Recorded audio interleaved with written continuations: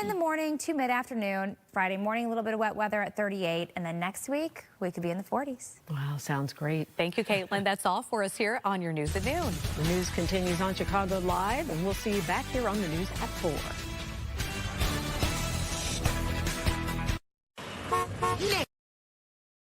So as we kind of look at this first hour together, let me tell you a little bit about some of the things that we have coming up for you. So a couple of big stories that we are continuing to do conversations on because they just warrant it this week. First and foremost, we're going back out west ahead of the big game this weekend for all of the excitement building for it's before any of the players actually take to the field. But you can see, you know, the interviews are already taking place. They are standing in front of the mics here. A reporter from our sister station is exploring the Immersive Football Festival. And so we really can't wait to see all of the different things that football fans, all the fun that the fans are getting to take part in inside, like listening to, you know, some of your faves there, you know, faves for the Seahawks and the Patriots fans. But we're also going to check back in with Irene Snyder from our sister station in Arizona. Heads are still, you know, everybody's still wondering, like, what is going on with this investigation into the abduction of Today Show anchor Savannah Guthrie's mother, Nancy. We're waiting for a breakthrough, hoping for that for their family, but I haven't gotten one thus far, and we're going to check back in to see at least if there are any updates today from that side of things. Also, our political reporter, Paris Schutz, is going to come up in just a bit. He's going to be wrapping up the big topics that he's putting together for his edition of Chicago Report coming up a little bit later on tonight. But I see that First Lady Melania Trump is right now speaking with the last American hostage to return from Gaza. So we're going to listen into a bit of this for now.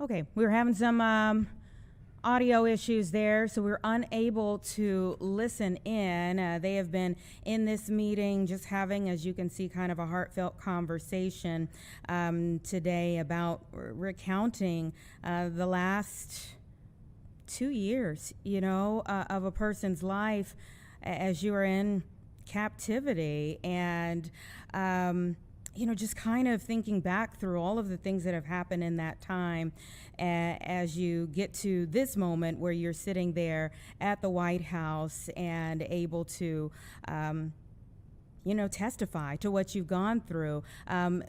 There's been so much that's happened, and I'm sure the woman who is sitting here now has had some time to think back, of course, to heal a bit. I'm not sure that anyone will forget, and that healing process likely is very long, maybe lifelong, but it's had some time to heal in order to come here and speak with the First Lady today there at the White House. And you can see this, some of the events are not open to the press, you know, when they just kind of want to have a private moment. But this is one that was open to those who wanted to be in the room there. Israeli-American hostage Keith Siegel and also others who were just kind of telling their stories again here to the First Lady. But they're at the White House for this sit-down conversation. Sagai Dekel Shen is a dual U.S.-Israeli citizen, also another person who was released on February 1st as a part of this phase of the temporary Israel-Hamas ceasefire deal in Gaza. And so the two people who are sitting with Melania Trump there were taken captive by the Palestinian militant group Hamas during the October 7th attack on Israel. I mean, just think back to how much we have seen and heard about that horrific moment that has catapulted these two nations into so much more that's happened since then, that has taken so many lives since then, in either nation, and it for those who are in Israel, and also for so many thousand Palestinians as well. So this event, of course, is coming after the president established a board of peace that's supposed to be overseeing Gaza's reconstruction. And it says Israel and Hamas are, of course, locked in this fragile ceasefire as of right now. But just some heartfelt moments that these two are now sharing with First Lady Melania Trump. Let's come back here at home. It's 1:05, and it's an exciting day for Chicago State University. It's an era of first, essentially, for their athletic department. Wasn't too long ago that they were announcing their first head football coach, and today they are hosting their first ever football signing day for Chicago's only Division I football program. Coach Bobby Rome made a little time for Chicago Live today, and we're grateful for it. Thanks so much for your time. Thank you so much. Glad to be here. It's a blessing. We're all thrilled and excited about hosting Signing Day today and having our opportunity to bring in our first official signing class. So this is a legendary day here at Chicago State, and we're thrilled and happy about that. Yeah, I didn't wear my deep green for you all, but now that I'm seeing you, I'm like, okay, we're vibing. It's matching. That's right. That's right.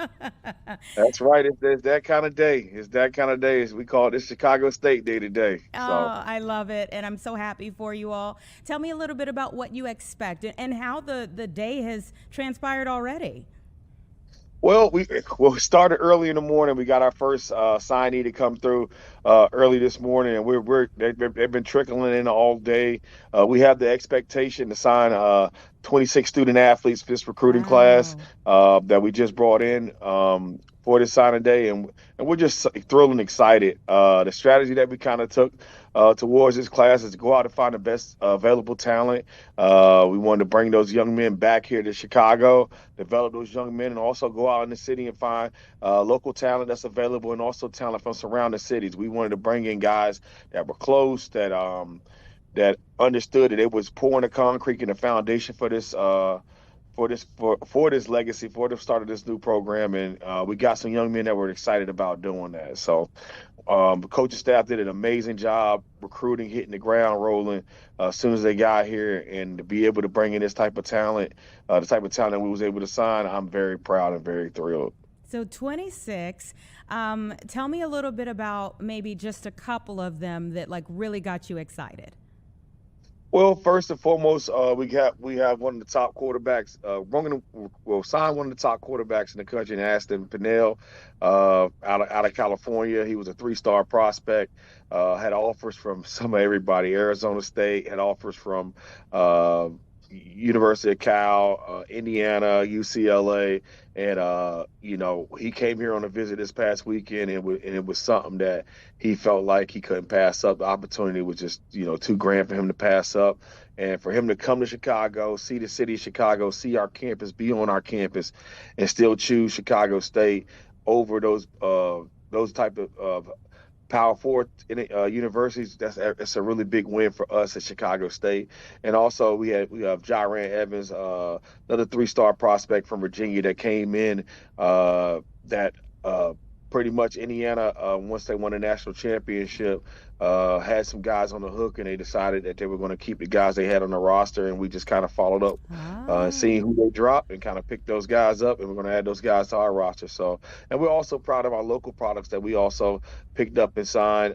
We can't mention their names as of yet because their signing day is approaching. Okay. I think their signing day is scheduled at like 2:00. So as soon as they get signed and get through, we'll be able to announce those guys by name. But we're very thrilled and proud about their commitment as well, and the fact that they're going to be a part of the Cougar Nation. Also, we're also excited about getting out in the local high schools.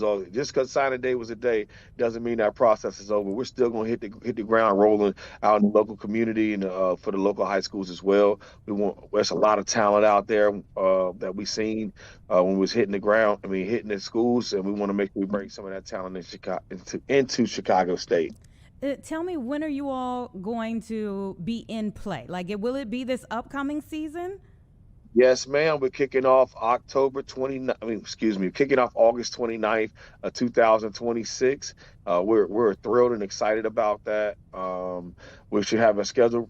We should have a full schedule release coming up soon in the next week or so. So we are thrilled and excited about being able to release that information out to the public about the games that we're playing, because we're excited about the teams that's on the schedule, and also being able to play a home football game in front of a home crowd would be awesome as well. So we're excited about. We're thrilled to kick off in 2026. Listen, I think the city is going to come out, support you all. I hope that everyone does. I know that everyone will. This is quite the undertaking for you, and I'm sure that had to be both a challenge accepted, but also like it's a heavy burden on your shoulders to get this off of the ground. Tell me a little bit about like what's been going through your mind to get to today. Well, I mean, just work. Work, putting our head down and work. To be honest, I have a great staff. I have great support around me. My athletic director, Dr. Monique Carroll, her vision. I mean, she's a visionary, and she's just been awesome as far as a leader. So, just kind of she brings the energy every day. The guys on the staff bring the energy every day. So it makes it easy. Like, we're excited about every day, because every day we feel like we're making history. Every day we show up here, we feel like we're making history, and we're just excited and thrilled about making other young men's dreams come true, about giving them the opportunity to play Division I football. Listen, that was what was going through in my mind. Like, obviously, we're celebrating a lot of history this month. You are Black History, and it's been great just to see this rise of this program under your leadership now, and to be able to say, okay, we know we're going to see them on the field this upcoming year. I mean, what do you need from the city of Chicago? What do you need from the community? Well, I would say first and foremost, grace. I think grace is important, because understanding this is our first year hitting the field. And what I mean by grace is I'm not expecting grace on the football field. We're gonna bring the noise when it's time for us to hit the football field. But in reference to us not having our own stadium, us not having everything that a Division I program has right now, because we just started, building this thing. We just ask for grace. We're going to have everything everyone else has, and we're going to compete like hell. My thing is this: regardless if we don't have anything or not, it's not going to stop the way we recruit. We're going to be aggressive, and we're going to go out there and recruit the best players. We think that the best talent deserves to be right here in Chicago and playing for the city of Chicago. And we're going to make the people here at the South Side proud of what we're going to bring to the table, and also make the city overall of Chicago proud. So all we just asking for is grace, and asking for you to have them butts in the seat August 29th. It's going to be a show. And where are you all going to be playing for now? Well, we're going to be playing at SeatGeek Stadium. We're playing at SeatGeek Stadium. We're excited about being having the opportunity to play in a venue like that, especially because we want to make a statement that we're very serious about college football here at Chicago State. And we're not just interested in building a team. We're interested in building a football program. I think that's the most important thing. Like, we don't want a team, we want a program, and we're doing that right now. We got the right young men here on campus that are kind of leading the way. We got the right young men that's pouring the concrete, setting the foundations. And the truth is, they're taking the blows for other young men that they're not going to have to take, because they're the ones that's actually laying the foundation, and actually the ones that saying, hey, you know what? This is how we done it at our other school. This is it will. You know what? We got to get used to doing it this way and stuff like that. So they're taking the biggest blows, and we're excited about the young men that's here on campus already, and we're excited about the young men that we're bringing to campus to help those guys out. Yeah, and obviously we got the big introduction to you already, but we haven't met your staff yet. So tell me even about putting together a staff. I mean, you've continually said I have a great staff. Right. What were you looking for, and where were you looking to get the pieces that would surround you for a great program to come?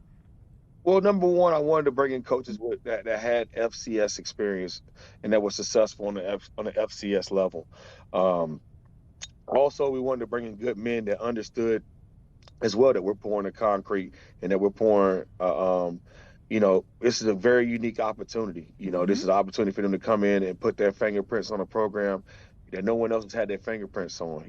There's no kids on the roster that played in a different offense before. They're coming here to learn your offense or your defensive schemes and stuff. So those guys were excited about that challenge. They're good men. They're husbands, they're fathers, they're entrepreneurs.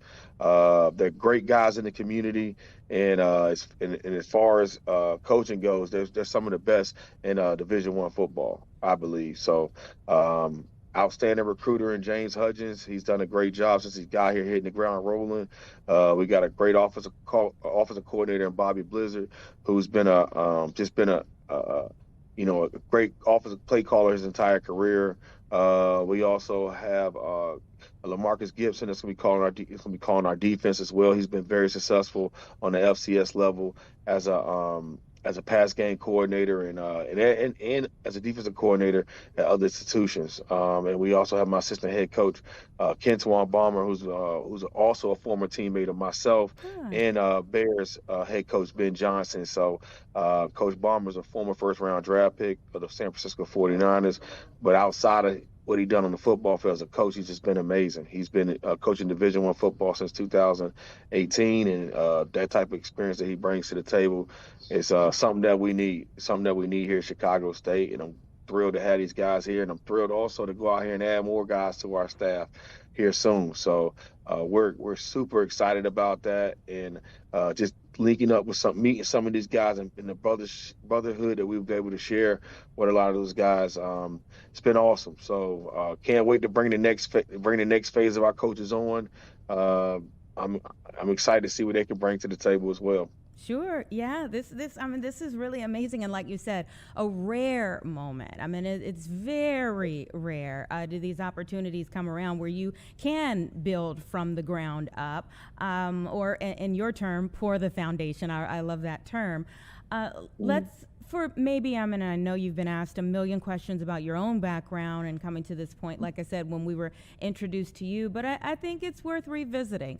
Okay. When you were a kid and just wanting to play football or Pop Warner or whatever the case may be, what were your dreams and how has it evolved to this moment?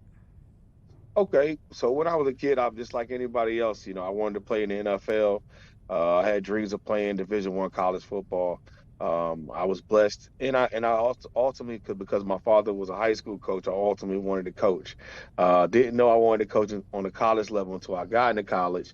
And went off to UNC Chapel Hill, was a 4-year starter at UNC Chapel Hill, started 49 out of 50 games. Had a successful career there, went off to play in the NFL, Green Bay, Pittsburgh, and Kansas City, played in the United Football League as well, went overseas to Russia, and that's kind of when I got my first opportunity to start my coaching career while over in Russia. Started coaching at Far East Federal University, which is located in Vladivostok, Russia. So on the far east of Russia at an international institution where I got an opportunity to start college football. So that right there, that opportunity to be able to learn how to start college football from scratch, started internationally. And from Far East Federal University, I went on to UNC Chapel Hill, went from UNC Chapel Hill to Virginia University of Lynchburg to Central State to Florida Memorial to here. The program at Florida Memorial was only a year old when I inherited the program, so it was a brand new program. After I inherited 1 year, we played for back-to-back conference championships in the Sun Conference down in Florida. So I guess I've been chosen to come and start programs over and over again. So this is kind of something that was, it's a niche. It's something that I'm really good at and something I'm very passionate about. And I'm glad that they chose me. I'm glad they chose me. I'm glad I was selected. And this is a ministry and a calling for me and my coaching staff. And, it's exciting. It's exciting to start something new, and I'm glad they chose me. Coach Bobby Rome II. Great having you on the show. Again, great watching the programs rise, and we will be rooting for you all the way. Thank you so much. You guys have a good one. Okay, you too. Can't wait to see who gets chosen tonight. You know, this is like a reality show.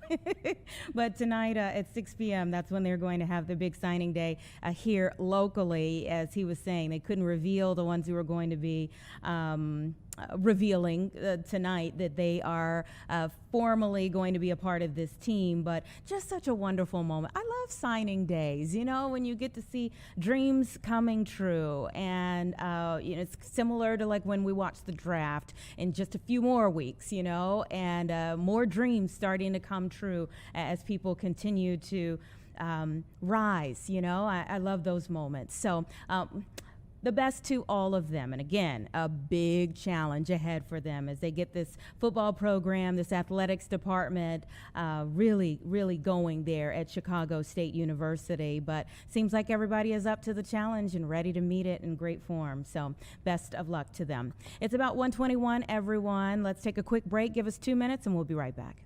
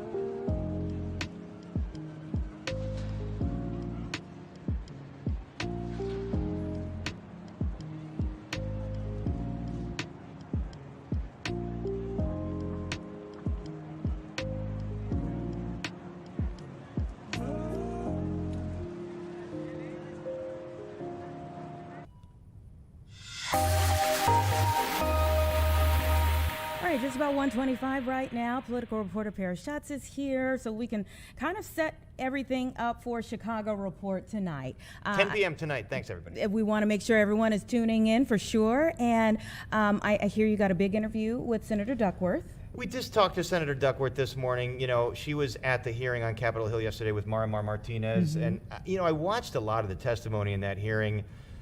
However you view ICE or DHS or whatever your political persuasion is, those were some harrowing, you know, stories, certainly. And she talked about being shot 5 times and then like driving a mile to the repair shop, like stumbling in and begging to call 911 and barely making it. I mean, just totally harrowing. And then we heard from the brother of Renee Good. And so Duckworth was in that hearing, and she was talking about it with me today. And basically, you know, it's influencing how she's going to vote on. They have 10 days, remember now, with this deal that they made to avert a shutdown. They left the Department of Homeland Security out of it to give them 10 days to come to some agreement on how to fund it. And what to do. And she said her red lines here are going to be, she wants an independent agency to be able to review misconduct or shootings like that. She doesn't trust DHS. That'll be a red line. Well, it's them. It's the feds investigating the feds. Yeah, right. So she wants an inspector general or something like that. So yes, a lot of reason to be skeptical that we would see a thorough investigation. But you know, and also they want to curtail some of the aggressive deportation policies by requiring the agents to have a judge sign a warrant before they go and grab somebody. Like all other agencies. And this agency said, well, you know, we're getting so many people that would just take forever. So, and then, you know, there's the funding piece of it. They want to reduce the funding. You know, remember President Trump just wildly boosted the funding for ICE and border security. You've got the faction of the Democratic Party that wants to abolish ICE. So there's infighting among their own party. Is she in that party? No. Okay. And we talked to Congressman Brad Schneider last night, who said, no, we need border security. We don't want to abolish ICE. He's on board with Duckworth. And you've got someone like Delia Ramirez, another local congresswoman who wants to abolish ICE. So how are Democrats even going to agree among themselves and then agree with Republicans on something? And so Delia Ramirez is also a part of a group that's really pushing the state's attorney here, Eileen O'Neill Burke, to investigate the fatal shooting that happened here during Operation Midway Blitz. I think there's been some frustration among maybe some of the farther left Democrats, elected officials, that there hasn't been more accountability on the local level. You saw the Philadelphia district attorney come out and give all these strong, controversial words about what he wanted to do. Eileen O'Neill Burke here in Cook County has taken a more kind of standoffish approach, a wait-and-see approach. The mayor signed that executive order that ostensibly sets the stage for prosecution, but she's the one that has to prosecute. So she put out a statement last night that was a little bit cryptic, basically saying, look, I'll paraphrase it. I agree that what's happened has been, you know, alarming to our communities, but the state's attorney does not have a whole lot of authority to just launch an investigation on another federal agency. It would have to come from, like, the police. Like, say, so for Silverio Gonzalez in Franklin Park, the Franklin Park police would have to start an investigation and then hand it off to her. And then she says, even then, her hands are tied in investigating another agency. However, I texted with former Mayor Lori Lightfoot, who's also a former prosecutor, and she says it's nonsense. It's a personal choice. Some prosecutors will choose to interpret the law as we can aggressively go after federal agents. Others like have Krasner not. in Philadelphia. Correct. Right. Yeah. So Burke has taken a different tack on this, and there's some folks that are frustrated by it. They think that she should be out there taking action. And it's coming at a time when we are seeing some shifting going on in Minneapolis that they have to be watching. Yeah. I mean, Minneapolis is certainly. It's like Chicago was kind of the staging ground for what eventually happened in Minneapolis. I mean, I don't think they saturated Chicago at the same level that they did in Minneapolis, but certainly roiled the communities that they started kind of doing their operations in, and tear gassing and, you know, riots. And to be fair, I mean, I asked Duckworth, like, Republicans are saying, well, part of the responsibilities on sanctuary laws and the fact that if there was more cooperation, perhaps agents wouldn't have to do this. I think that's a bit of a red herring because, remember, there was aggressive deportation under Obama on Trump's first term, and we didn't see this. And the sanctuary laws were in place. So there's debate on whether is that really the reason why, or a contributor to why we see all this chaos. But I asked Duckworth, negotiation takes give on both sides. Yeah. Will you give on some of the sanctuary laws? Maybe there should be more cooperation in getting folks out of jails. And she said, no, I mean, that's not the reason for the chaos, and we need to focus on the reforms that they want. So, I mean, if there's not, it doesn't look like there's going to be a meeting in the middle on this. And to be fair, it didn't look like there would be a meeting in the middle at first in Minneapolis. Right. You're right. That's a good point. I mean, because it's like Minneapolis and the shooting of Good got a number of Republicans alarmed. And I think they might have been alarmed behind the scenes before. Maybe more so Alex Preddy, too. I'm sorry, Yeah. Alex Preddy. Yeah. Alex Preddy, definitely.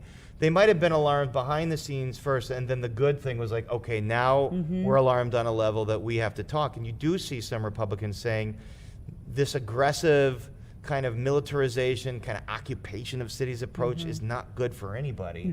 It's not good for the agents because they could get hurt. It's not good for the communities, obviously, and I don't think it results in more deportations, frankly. Which now it's resulted in the drawdown there in Minneapolis and calls or an order for body-worn cameras. Right, and just out of Minneapolis, there was a story today that Tom Homan, you know, that the border czar has gone in to kind of take over, and he's trying to negotiate with the sheriffs on jails. Cooperate with us on jails. If someone is being held in custody and a judge might release them, keep them there so we can come get them. And so you could actually get the worst of the worst, people who already have a criminal record. But it has to be said, you can still do that. They can still do that. They just have to get a judicial warrant. The crux of the matter is DHS agencies do not want to take that step to get a judge to sign a warrant. In Illinois law, and I looked up the Minneapolis law, it's the same. If you present us with a judicial warrant, then we will, and you come to call the jail and say, hold X person, we'll do that. And they just don't want to do that. So that's where, so Homan is negotiating right now, but I don't think that local Democratic officials there would sign on to. So he's kind of going at the level of the sheriffs, because sheriffs are pretty supportive of immigration, deportation, and cooperation. So it looks like he's trying to get the sheriffs to say, hey, look, the sheriffs agree. Now mayor, governor, attorney general there, help us on the jails. And maybe that's it's a pretty wily tactic, I think, on a political front. Homan's been around the block. You know, he's been doing this a long time. Under multiple presidents. Democratic and Republican. So what else are you working on for tonight? Well, I think it's we got this news about the Chicago Teachers Union president, Stacey Davis Gates. She sent a note to her members that she's going on medical leave. She will not be running the union for the interim. Remember, she just got the double job of running the statewide union, too. So that's going to go to the vice president, Jackson Potter. He's in charge now, and she has got some undisclosed medical issues she's going to attend to. I mean, it comes amid scrutiny on the union, their finances, health, mental health. These are tough times. She has a very stressful position, and we wish her good health. We wish her recovery. We wish her to get back in the fight, because we clash sometimes, but respectfully, I hope. Look, and health has to be number one. Health has to be number one, and people, you know, they do their jobs, they believe in what they do, and sometimes people come at it a different way and they argue about it, and that's democracy. And at the end of the day, though, we certainly wish health and recovery, and we wish to see her soon in full health. That's the most important thing.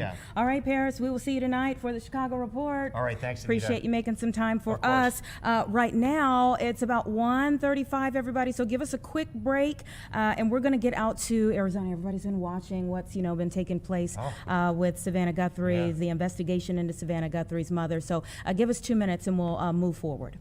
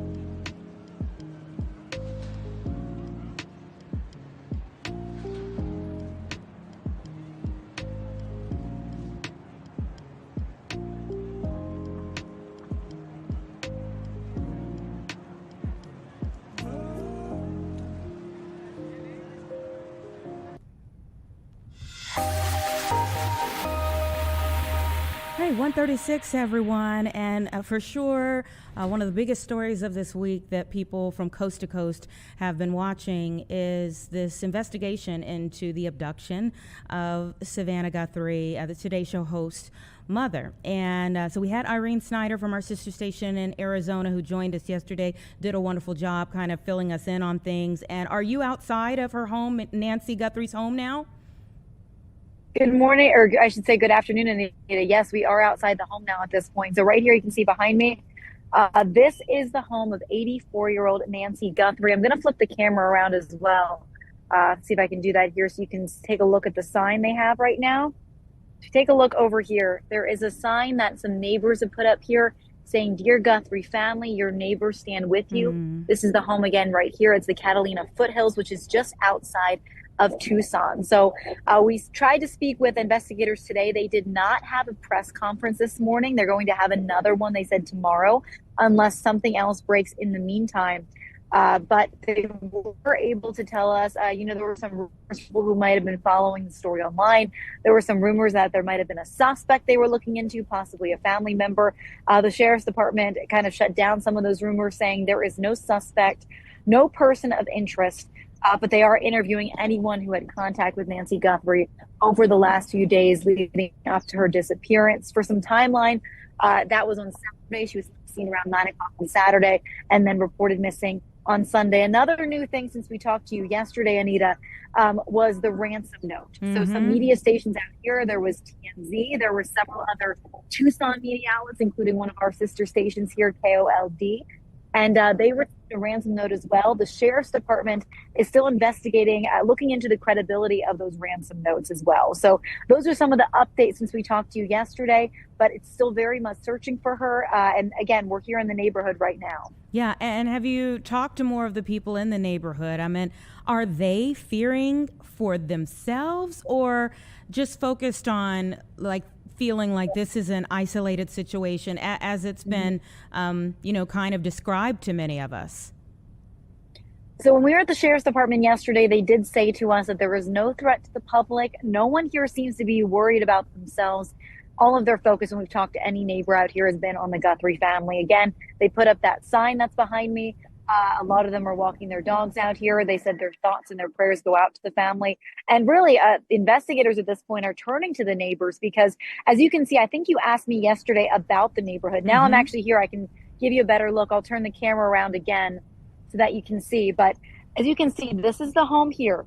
Again, I wouldn't call this an urban area or a rural area. You can see the homes are pretty far spread apart. There's another home up that hill right there. So they're not very close together, but they are looking to see if anyone had any ring cameras. Also, it's daylight, obviously, at this point, but we were out here at 4 o'clock this morning. It's very dark. There are no street lights out here. So that's something else that we've been keeping in mind too, whether or not any cameras even could have picked up something. But we were out here yesterday again as well, and we did see there were some blood stains on the sidewalk leading out from her house. It looks as if one of the cameras in her home, or at least outside her front door, was taken off. That could have been from investigators. We're not sure. They said there were cameras inside the home, but we're not able to share any more information than that. They're looking through everything, they said. And as you know, you're kind of moving around. We do see people in the driveway. Are those other reporters or is that investigators? Like, what's going on there? So from my understanding, I've not spoken to them myself, but I believe there's security that are out here right now. So we don't see any FBI out here. We haven't seen any police out here. I believe there's security here because, again, it's a very active scene here. The scene, as far as police are concerned, is over, but we have a lot of media out here and we'll continue to be out here throughout the morning and the coming days, I imagine. Have we gotten any information about, I mean, I know like Savannah's just posted pray, bring her home, but like, is the family together somewhere? Are they there in Arizona, getting these updates in person from the authorities there, or are they far away and just, authorities are making phone calls? So Savannah's, at least one of her sisters lives here in Arizona. So I know that she would be here. I believe I've heard that Savannah flew down as well as soon as she heard the news. As we know, she's not going to the Olympics. That's where she originally was scheduled to fly out to cover that. She will not be going there because she wants to be here. In a statement, NBC did tell us she's going to be here, be with her family during this very difficult time. It is just so sad. Any other, pieces that, like, and the hard part about stories like this is that if the police aren't giving you new information, but we're all still covering it. I mean, for you being out there for a second day, what are the new pieces that you're looking for today? The new elements that you're adding in today to your reporting? Well, honestly, Anita, I'll tell you the two new things really was since yesterday evening, the ransom notes that were sent to media stations, which I mentioned.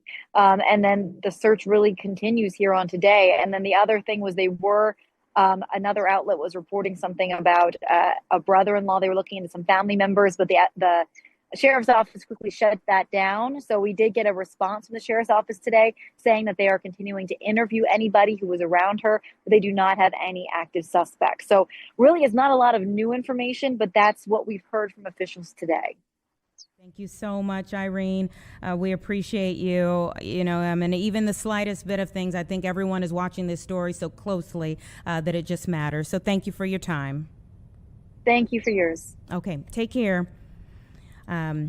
Everybody's watching and a lot of people are talking. And so I think it is important that each day we're kind of updating, even if it is to say there have been no official updates, because people, especially in this time of having so much online, can take a piece, run with it. So it is important to come back and say, actually, the authorities have not given any new updates, or if they do give an update, to let people know what that is, even if it is to counteract some of the things that are going rampant online. All right, it's 1:43. Coming up after this break, we're going to talk about the big game coming up this weekend, everybody. So give us 2 minutes. We'll be right back.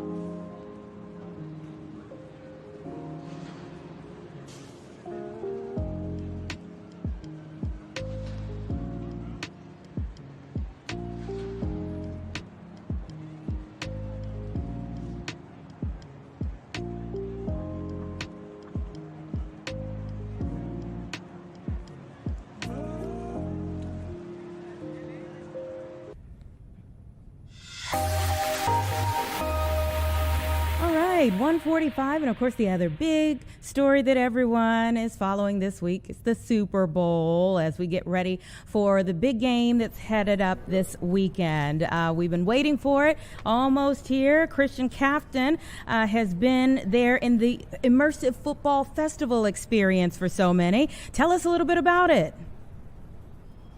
Well, first off, I got to say, Anita, Chicago, near and dear to my heart. I went to Northwestern. I lived there right on Lakeshore Drive, so I am very familiar, and I absolutely love the city. Miss it so much. You want to come back and deal with some snow? San Francisco to Chicago.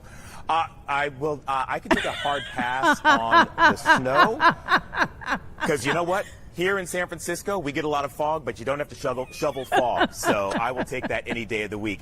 As you said, we are inside the immersive experience here. This is called the Super Bowl experience. Right now, it's not open to the public, so we're giving you a little bit of a preview, a little bit of the behind the scenes as to what all those NFL fans are going to get a chance to do today. So yesterday, we got a chance to show folks like the kicking challenge that's going on, a 40-yard dash, and today we're all about the offense. So we are looking at the air it out challenge. Now, I'll tell you right now, I am 1 for 1 so far today. So, it's because it's live. But this is, well, you know, I'll give you one more. Let's see if I can go. There you go. Okay, there you go. 2 for 3, not too bad. So, hey, so we are talking about offense today, and this is part of what they're really trying to get folks to do, is they want folks to get that kind of NFL experience. And for those folks who maybe can't make it out to the Super Bowl, they really want to get them hyped up for the game. They want to get them excited about the whole NFL experience. And so there were a ton of people out here yesterday, including, I will add, some of my son's friends who wanted to come on out and take a look for themselves, and they had an absolute blast. And of course, those guys are getting ready for their flag football season, so they were trying to give me some pointers. They said, Big Mike is over there. They said when you go through, you want to keep your center of gravity low, and you want to run right through them. We'll see. I don't know if I'm much competition compared to a 14-year-old boy, but let's give it a quick run. So this, right? Maybe they did it a little quicker. So this is me committing to the bit. But I will tell you that folks out here, this is one of the events that is super popular. When we were out here yesterday, obviously it's not completely set up because they have people out here manning the dummies and making it a little bit more difficult, and people have to run through all this kind of stuff. But it gives you just sort of a taste of that kind of excitement that is going on here in San Francisco as we get ready for the Super Bowl, just days away. And again, they really want to be sure that those fans, even if they can't make it to the Super Bowl, they still get to have that Super Bowl experience. And I'll tell you what, down here, it's a lot of fun. And come back in a couple of hours here, it's absolutely packed with people, long lines, lots of noise. It's great. Oh, my goodness. Now, are you seeing more of the fans from one team versus the other? Well, you know, we are here in San Francisco, so we're seeing a lot of Niner jerseys, and there's a lot of people who still wish that maybe our NFL Western NFC Western Division Conference went a little bit differently, shall we say? You know, it's. I will say that my wife is a Seattle Seahawks fan, so we live in a divided house. I'm very happy for her. Not so happy for me, but there were a ton of Niner fans out here. But we saw jerseys from everywhere, including, of course, Chicago. There's a ton of Bears fans here, Green Bay. You know, it really, we saw just about every jersey, including an LSU jersey, which had me a little confused. But I'll show them a little love, too. Yeah, of course, why not? Okay, now, if you're in a house divided, what did that make your son? A 49er fan. 49er fan. Okay. I'm teaching him right. He went with his dad. Okay, I get it. And I hope that's interesting that, you know, there are some Bears fans out there that came out. I guess it would make sense for something like that people just want to be a part of the NFL environment. That's exactly right. And it doesn't really matter. Obviously, it matters which teams are there, but it doesn't really matter which teams are there because this is a celebration of all things football. There's actually an area over here. We'll try to show you a little bit later on today if we come back to you, of all this sports memorabilia. And, of course, there's this a vast wealth of Chicago Bears memorabilia, right? I mean, it's such a storied team that they can't help but have some great stuff over there. And so people have a chance to actually bring some of that merch home, some history home with them. There's so much going on down here. I don't know if I had a chance to talk to you yesterday, but there's 500,000 square feet of NFL experience down here. So it is just a ton of space. And again, the crowd comes in at 2:30 our time. So I get the run of it myself right now, which is a pretty good deal. All right, Christian. Don't let those 14-year-olds make you pull a hamstring or something. But I signed a waiver. I'm good to go. Great having you on the show, man. Thank you so much. Take care. We'll see you soon. Take care.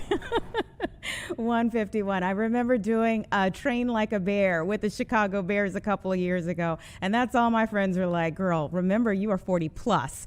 You will get out there and hurt yourself. It's all for the bit until you go down. So, and I did go down, but I was okay. Anyhow, it's 151. And I hear that we have some of the players for the Seahawks that are doing some media interviews. So let's just go ahead and listen in here.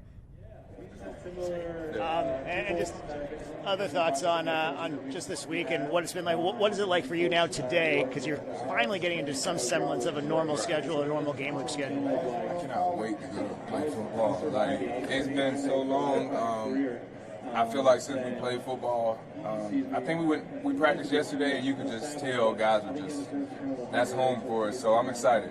Yeah, and this is the first day you're putting pads on today too. Yeah, put the pads on, do a little hit, go from there. Thanks so much. Thank you. Very quick opinion,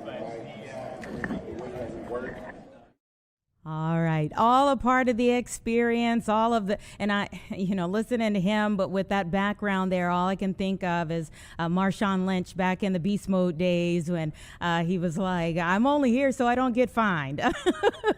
But that young man, talking about the fact that they have waited for this moment, they've trained for this moment, and here they are. If you really think about, okay, well, yes, we're kind of getting that same experience, seeing these two same teams go back with the Seahawks and the Patriots, same as 2016, but a lot of different players. Listen to this one.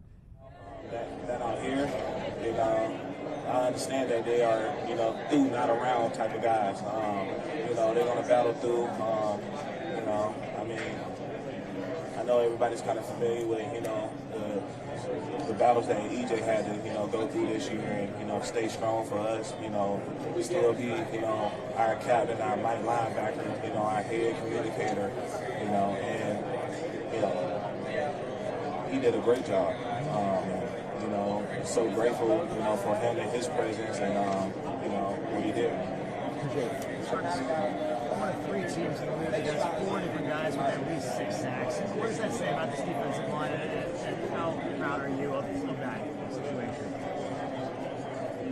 We got dogs, man. I wouldn't expect nothing less, but,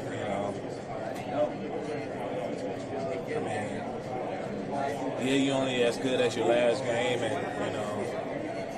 I think everybody's just focused on, this game, really.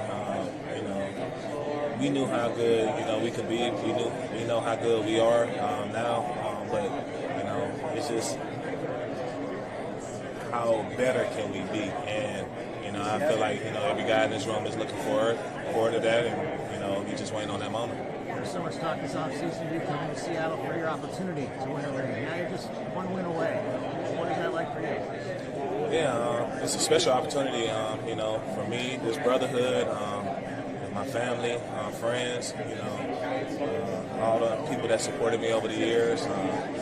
But it's still another game, and we can't make this moment bigger than us. If this moment was bigger than us, we would have never been here. So just making sure we stay focused, making sure we understand that it's just another game, play up to our expectations, play up to our potential, and, go out there and have fun. Is it weird to be at Levi Stadium and to see Seahawks logos everywhere and Sam Darnold banner outside the stadium and have your logo painted in one of the end zones? No, I answered a question similar to this earlier, but one of my, favorite, I don't remember the quote, but one of my favorite, images that my rookie coach used to put up was Genghis Khan and, burning the boats and then taking over a land. That's the perception that I want to have when I'm going into an enemy stadium is I'm going to burn the boats and we want to take over your house. It's going to have. So you have the logos there now, right? You see it, don't you? Appreciate you.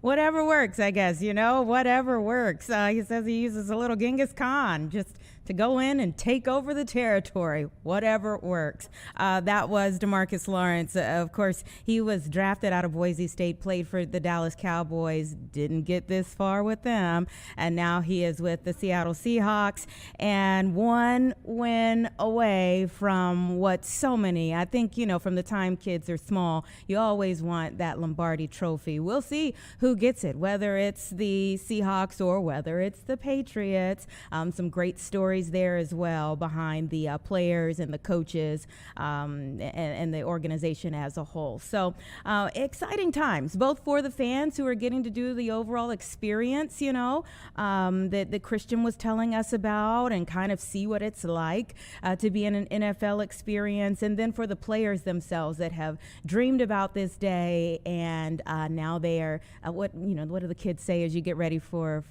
Christmas, just a few sleeps away from a big day. It's about 1:57, everybody. Give us 2 minutes and then I'll set you up for the 2 o'clock hour.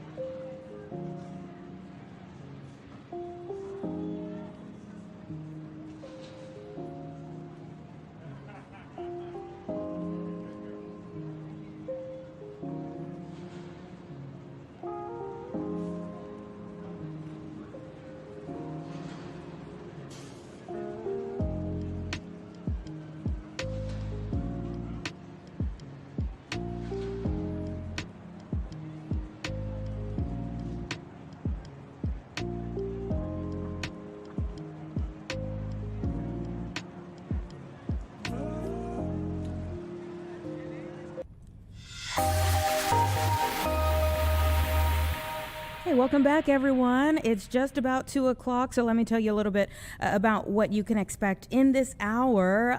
We're going to get an update on the weather outside.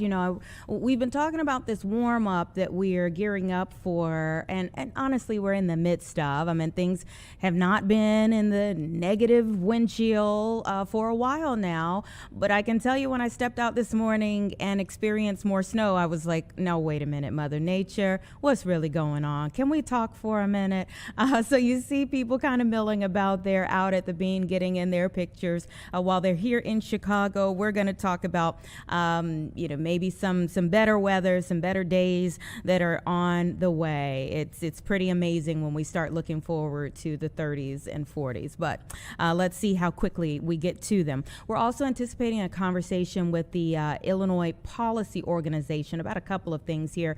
They sent us a release about new crime data here in the Chicagoland area, and so we really want to get into that, the breakdown of what they're seeing in terms of what's happening in the neighborhood. So we'll talk about that, and also an important moment that our political reporter Paris Schutz mentioned just a short while ago that he's going to be talking about later tonight on the Chicago Report, and that's the announcement that CTU President Stacey Davis Gates is stepping away for a medical leave. Not quite sure what's going on there, but we'll we'll talk with the Illinois Policy Organization about where things go. I mean, it's such a huge organization here in our area, and quite frankly, influential organization in our area. We'll talk a little bit more about that, maybe even the timing of things, because it's a big moment for them also. And we're going to talk with an attorney about a horrible event that took place in our area, and a new development in terms of conviction, a guilty plea and a conviction for what's now been deemed a hate crime that took place in Pilsen not too long ago. And again, big developments that happened this week. So as soon as the attorney gets on the line, we're going to go to her. But first, we're going to start listening into a hearing that's taking place right now about what really got federal agents to go to the state of Minnesota at the beginning of January, and that was a fraud investigation.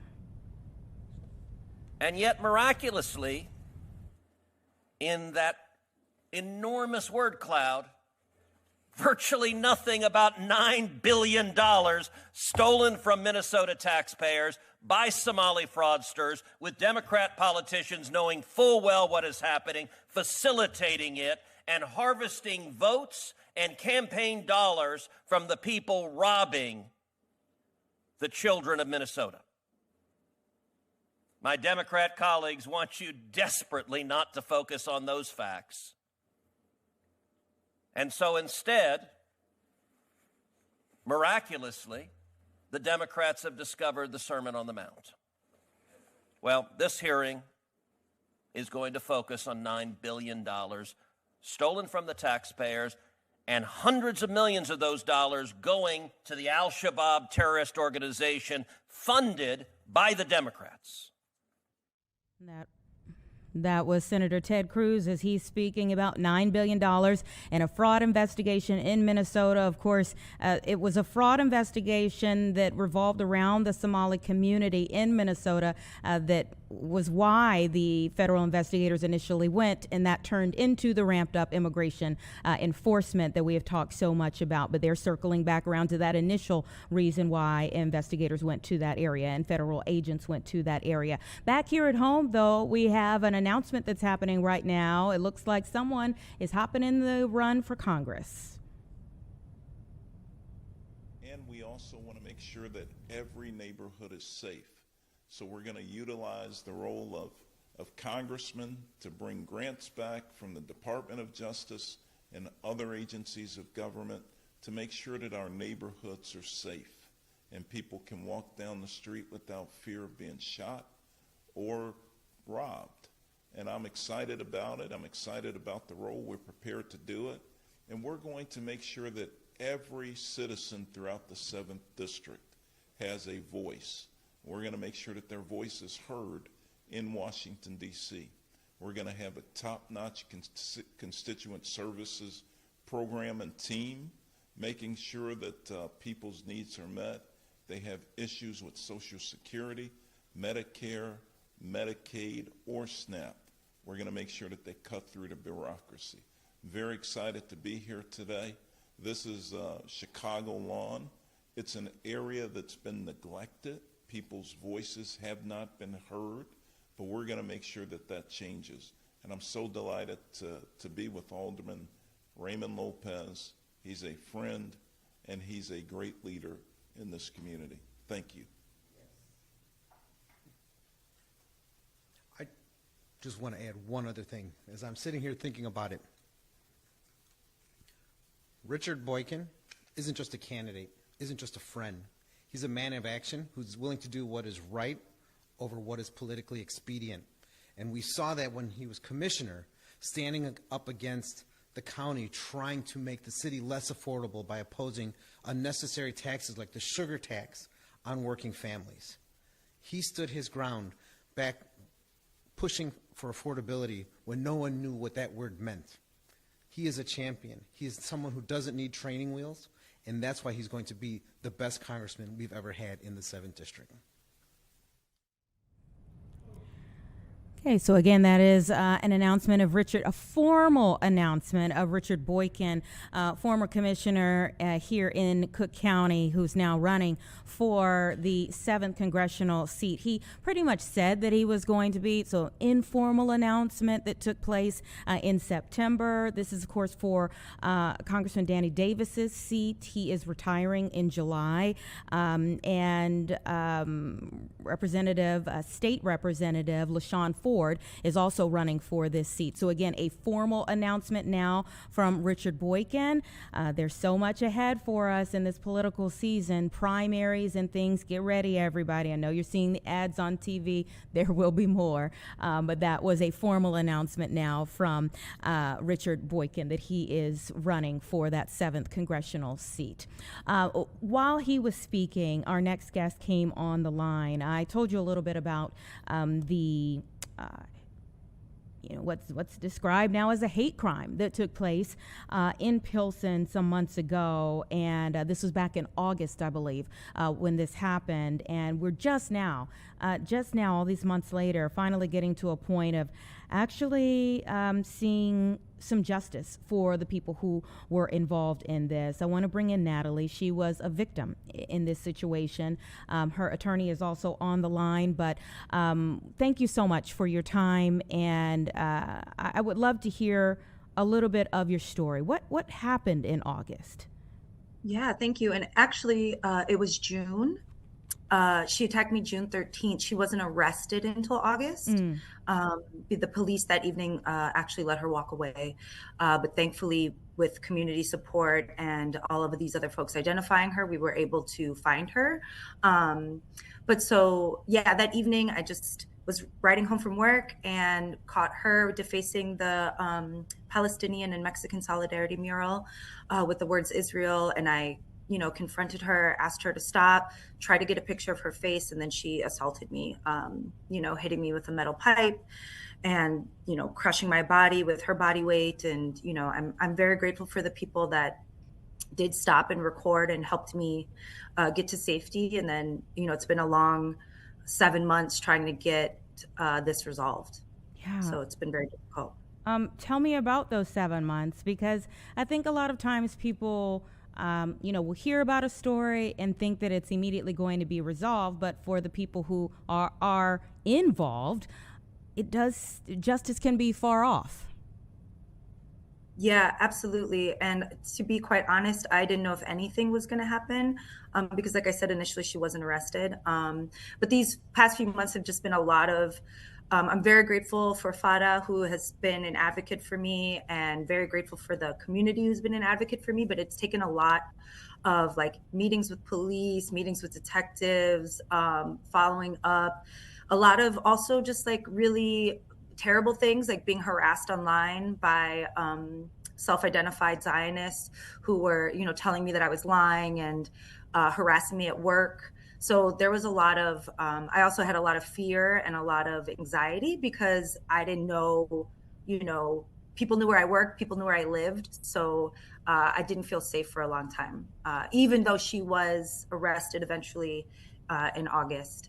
And these last few months have also been a lot of back and forth in making sure that she was held accountable for the crimes that she actually committed, which were hate crimes, Mm-hmm.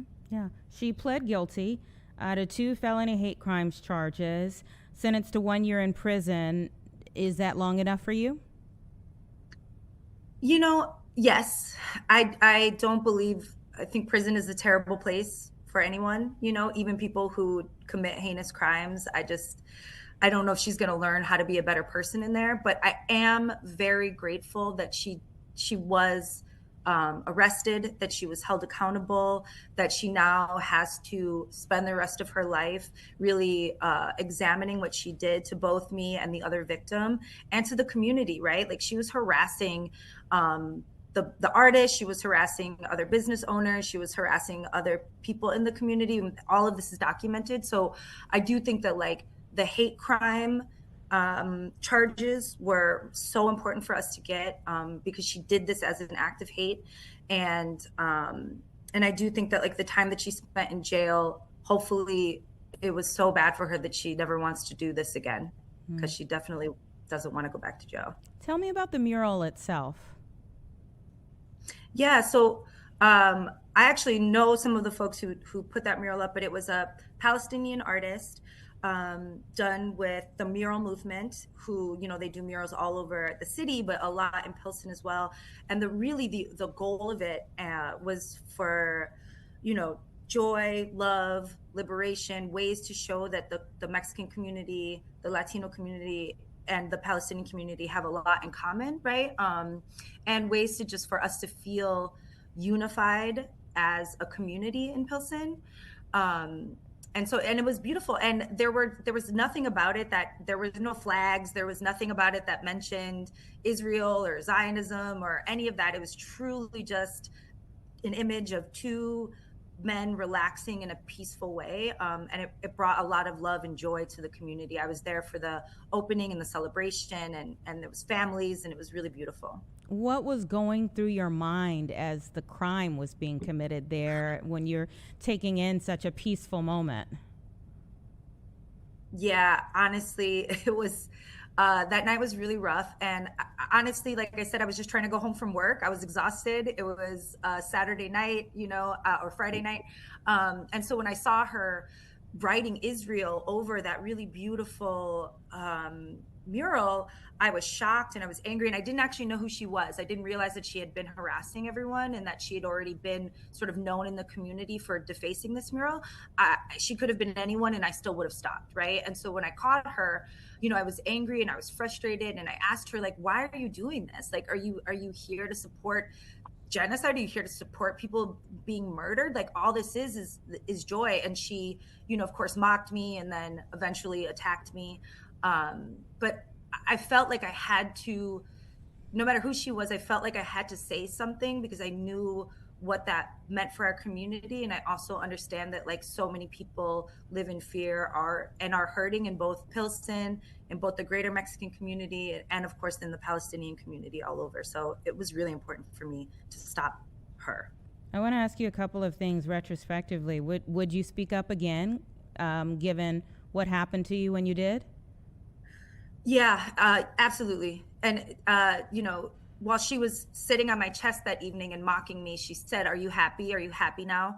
And I said to her, "Yes, because you're going to get caught," you know? And for me, even though these 7 months have been terrible and I'm still like physically healing and mentally healing and financially healing, like this took a lot out of me, I would 100% do it again, because that person, that moment, you know, meant so much more for the community. And also, I don't want people thinking that they can just be bullies, right? They can just cause harm and hurt people. Like, I have to stand up when I know that something wrong is happening. It's how I was raised. If you had the opportunity, I mean, you seemed like you were extending a bit of grace when you talked about, you know, whether the 1 year was enough. If you had the opportunity to speak to Ms. Wasserman now, or after she gets out of prison, if I, you know, asked the two of you all to come on the show and talk to each other, what kind of conversation would you want to have? What kind of message would you want to get across? Yeah, that's a great question. I think, you know, I did a victim impact statement with her, so I did get to look at her. And I think for me, I just want her to understand that the hate in her heart is completely unnecessary, right? And that what she did, the harm that she caused, was caused by her and her alone, right? She kept trying to blame me and the other victim and the community, and saying she was triggered by the visuals. And, you know, I think for me, I would just like to get it across to her that, like, you don't have to be this way. We can live a different life. And I need her to know that her actions really had an impact on my life. You know, like I said, I'm going to be dealing with this for a long time. Well, I'm glad that we had the opportunity to speak today, and it is my hope that, you know, more people can have civil discussions, even if it is about hard topics and hard feelings, you know, today, tomorrow, and then the years to come. So thank you so much for your time today, and my best to you. Thank you. I really appreciate it. Mm-hmm. You take care. Everybody, it's 2:15 right now, and we're going to take a quick 2-minute break. We'll be right back.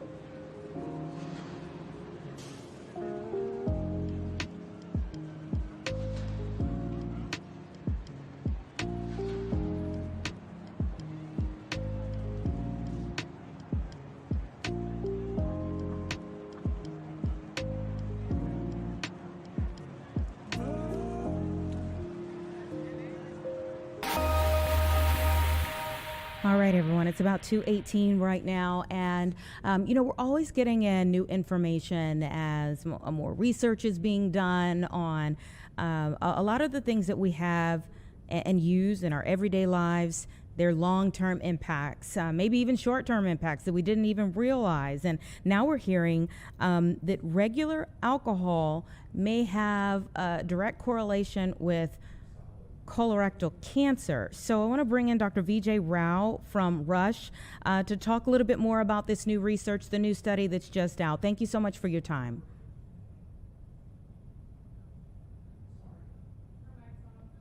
Dr. Rao, I think your mic is off. I think you're muted. Sorry, I just unmuted myself. Yes, thank you. So there was recently a study that came out in Cancer, which is one of the major oncology journals, that showed that there was actually a 91% increase in the chance of getting colorectal cancer if you drank heavily versus those folks who didn't drink or very minimally drank. And I think that's very jarring, as alcohol can be a big part of our society. Absolutely. And when we say heavily, what's kind of categorized in under that? Yeah, good question. So in that particular study, they quantified heavily as being more than 14 drinks per week. So that's roughly about over 2 drinks per day. And they compared that to folks who drank maybe less than 1 to 2 drinks per week. And that's how they quantified heavily, at least in that study. And was it over a certain period of time?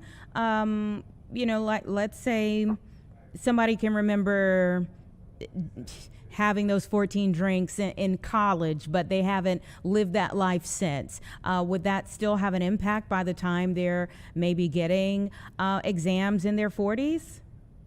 That's a great question. I think this more alluded to chronic use, meaning use over decades rather than a period of, of binge drinking while in college, although I don't know that we know exactly what the risks are of discrete limited drinking.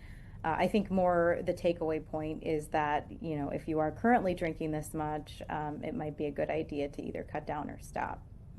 Yeah, and that would be for many reasons. I mean, colorectal cancer is obviously a good reason to cut down or stop, but there would be several things, right, that would really affect your life and your body with 14 drinks in a week on a regular basis.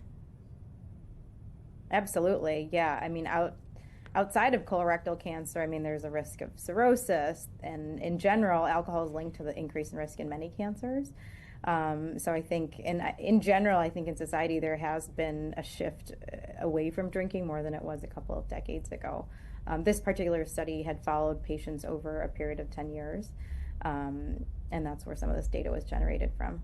You make a good point about the shift away from drinking. We see more bars, in fact, that are all about having the drinks without alcohol, the mocktails and things of that nature, where people want to be social but don't actually want to have the alcohol included. But it does seem like I've at least seen more conversation about colorectal cancer being diagnosed at earlier stages of life than it had before. Yeah, and I think the reason is multifactorial. I mean, that trend is very much real. So the risk of somebody born in 1990 versus the risk of somebody born in 1950 is anywhere from 2 to 4 times greater. Wow. And it could be from multiple reasons, but I think one of the biggest things, in addition to alcohol use, is diet. Our society has a complete fiber deficit. We're eating a lot of ultra-processed foods, and I think all of those things together are being linked to this sharp rise in colorectal cancer in younger people. Actually, by the year 2030, we anticipate that 1 in every 10 colorectal cancers is going to be diagnosed in patients under the age of 50. Wow. And actually, 4 rectal cancers is also going to be diagnosed under the age of 50. And that's how we categorize, we call that early onset colorectal cancer. So when patients are diagnosed younger than the age of 50. So in addition to alcohol use, I think our diet is very important. Most people don't know how much fiber you're supposed to get, but you should be getting about 30 grams of dietary fiber a day, and over 95% of our country gets anywhere from 5 to 7 grams a day. Whoa. And I do think that, in addition to some other environmental factors and dietary and lifestyle choices, is really leading to the sharp rise, and something we should definitely have to pay attention to. Let's talk a little bit more about the diet aspect of this. You know, if people do need to make some changes to their diet, what are some ways that we can be getting in more fiber? It's a great question. So I think one of the pitfalls is that we often overestimate how much fiber we're getting. And to kind of give you some metric, so, you know, one medium-sized apple has 3 grams of fiber. So in order to get 30 grams, you would need to eat 10 apples. And so I like to tell patients, you know, try to pick foods that you can get a large amount of fiber from eating a small amount of food. So generally what I tell patients are chia seeds. 3 tablespoons of chia seeds can be 10 grams of fiber. And that's a lot of chia seeds, but if you mix it with yogurt or coconut milk or something, you can make a chia pudding. You can throw on some nuts, you can throw on some berries. That can easily get you to 15 grams just for breakfast. Other good options are black beans, lentils. 1 cup of black beans or lentils can be anywhere from 15 to 20 grams of fiber. So just between a chia pudding in the morning and black beans or lentils in the evening, that can really get you to your fiber goal for the day. Other things like salads, they tend to have a lot less fiber than you think. It depends on what's in it. But oftentimes, you know, a salad, you know, may still be anywhere from 3 to 4 grams of fiber. Wow. Those are some really important things to think about. And of course, there's catching things early. So I had I don't, you know, have any shame in saying it, my first colonoscopy last year. And it was a moment. One, it was like a life moment, like, wow, you know, same thing for like when you get your first mammogram or okay, now you're at the point where you need your first colonoscopy. Talk about when people need to get them and what people need to keep in mind. That's a great question. Congratulations on getting your colonoscopy. I think that's an important first step. But yes, I mean, so it's important to keep in mind. So the colon cancer screening age used to be 50, and that decreased to 45. So now we recommend all adults to be screened at the age of 45. Sometimes that could be sooner if you have a significant family history. And so that means, did somebody in your immediate family have colon cancer? So mom, dad, siblings, children. If anybody had colon cancer, then you should be screening either at age 40 or 10 years younger than the age that they were diagnosed at. Certainly, it's also important to keep in mind not to ignore any kind of alarm symptoms. And by that, I mean, are you losing weight without trying? Have you had a sudden change in your bowel habits? Have you had rectal bleeding? Those are all reasons to get a colonoscopy earlier than the recommended age, which is 45. Yeah. What do you think scares people away? We've got to talk about it. What do you think scares people away from a screening that could literally save your life? Well, I think there's a lot of inertia to it. You know, when we think about what we recommend to patients in terms of just health maintenance, this is the one thing that we recommend that requires anesthesia. It's an invasive procedure. You have to prep the day before. You have to drink a big jug of laxative the day before. So, I mean, if you think about this compared to getting labs or doing a mammogram even, I mean, this is not without time and you know, it is a lot of effort. And I think that can be a deterrent. But at least what I've seen is, for better or for worse, with the attention that's been drawn to younger people being diagnosed with colon cancer, I think more people are amenable to doing it, and I think it's important to do on time. Because, you know, there's some patients that I'm seeing that are age 50 or 52, and I'm either seeing early colon cancers or large polyps that have cancer in them, and you often wonder if they had come in at 45, would this have been a different story? Wow. Yeah. And let's say, you know, if you don't catch it super early, what is that process like once someone is diagnosed? That's a good question. And I think that's really where colonoscopy becomes important, because if you look at colorectal cancer, if you're diagnosed at stage 1 or even stage 2, I mean, you may get a colonic resection, but sometimes you might not need chemotherapy, and surgery alone can be curative. However, if you're being diagnosed a little bit later, say stage 3 or stage 4, now you're looking at what we call neoadjuvant chemotherapy, where you might be getting chemotherapy before surgery, and then depending on what the pathology looks like, maybe radiation. It all just depends. And so, that's where colonoscopy truly can save lives. If we are able to catch these lesions earlier, then not only are you preventing, a cancer from progressing, you could be preventing a cancer from occurring. And I think one thing that people may not realize is that one of the primary reasons we recommend colonoscopy is not just to look for cancers, but to look for polyps that are precancerous. So we call those adenomas. And what that means is that many people have adenomas. So those are these little growths that line the colon. And if they're left in place over time, they can turn into a cancer. And where we can come into play is if we do, a colonoscopy at 45, we can take out those polyps, those adenomas, before they grow into anything worrisome.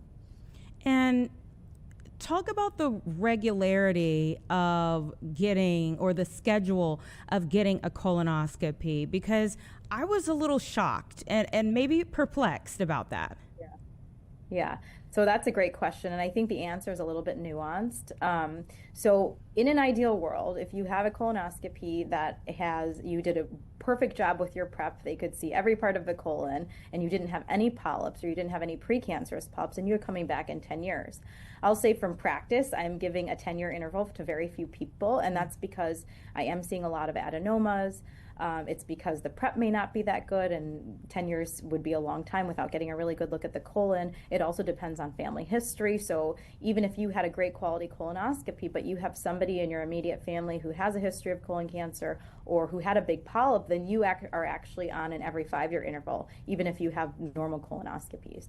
So it's a little bit of a science. Each person's risk is individualized based on their family history, how good their prep is, and then the findings that you see on the colonoscopy. Yeah, I was pretty shocked at that 10 years. Like, oh, we'll see you in 10 years. I'm like, are you sure? Yeah. It just seems like a long time, especially when you think about other types of screenings that become a part of like an annual event, and you're like, 10 years? But as you said, that could be. Before I let you go, I want you to tell me the most promising thing in your field right now that you see where this is concerned, and the most concerning. Well, I think the most concerning is that the rate of adenomas, so those precancerous lesions that I was talking about, and the rate of cancers is rising. I mean, that is by far the most concerning thing that I've seen, even in the progression over the last 10 years.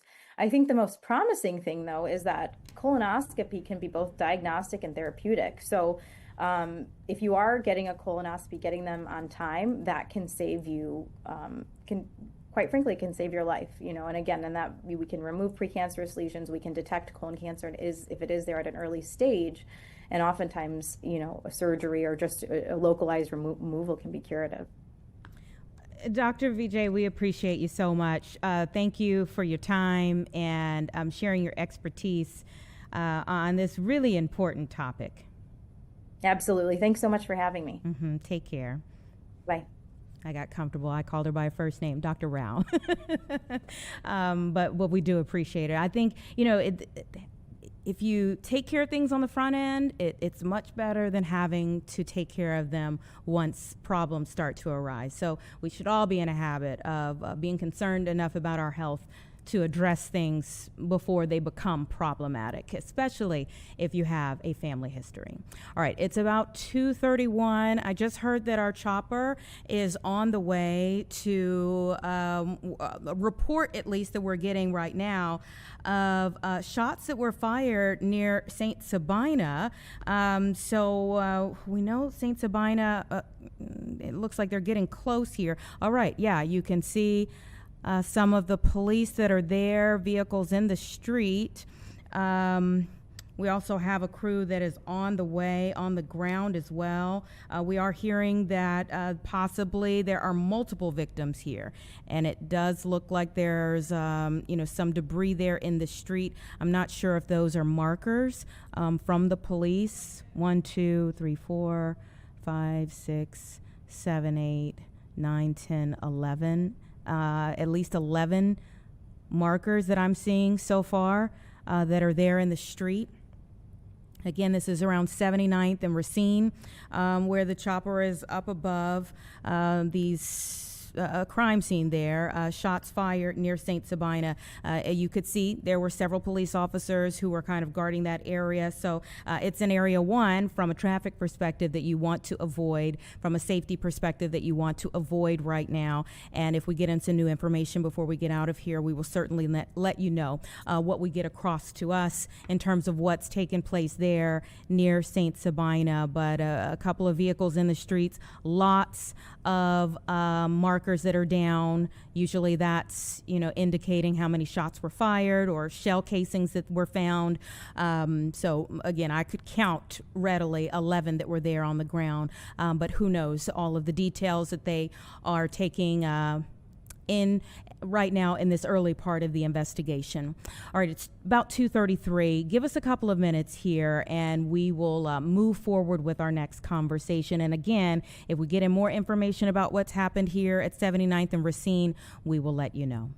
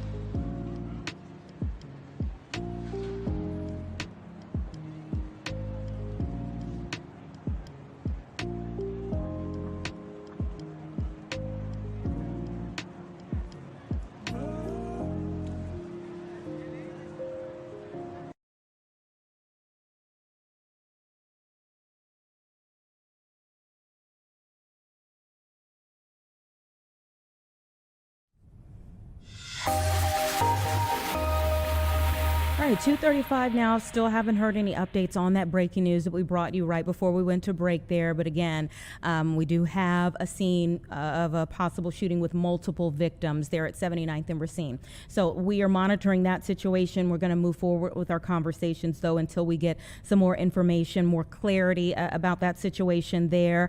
And we're moving on to the Illinois policy.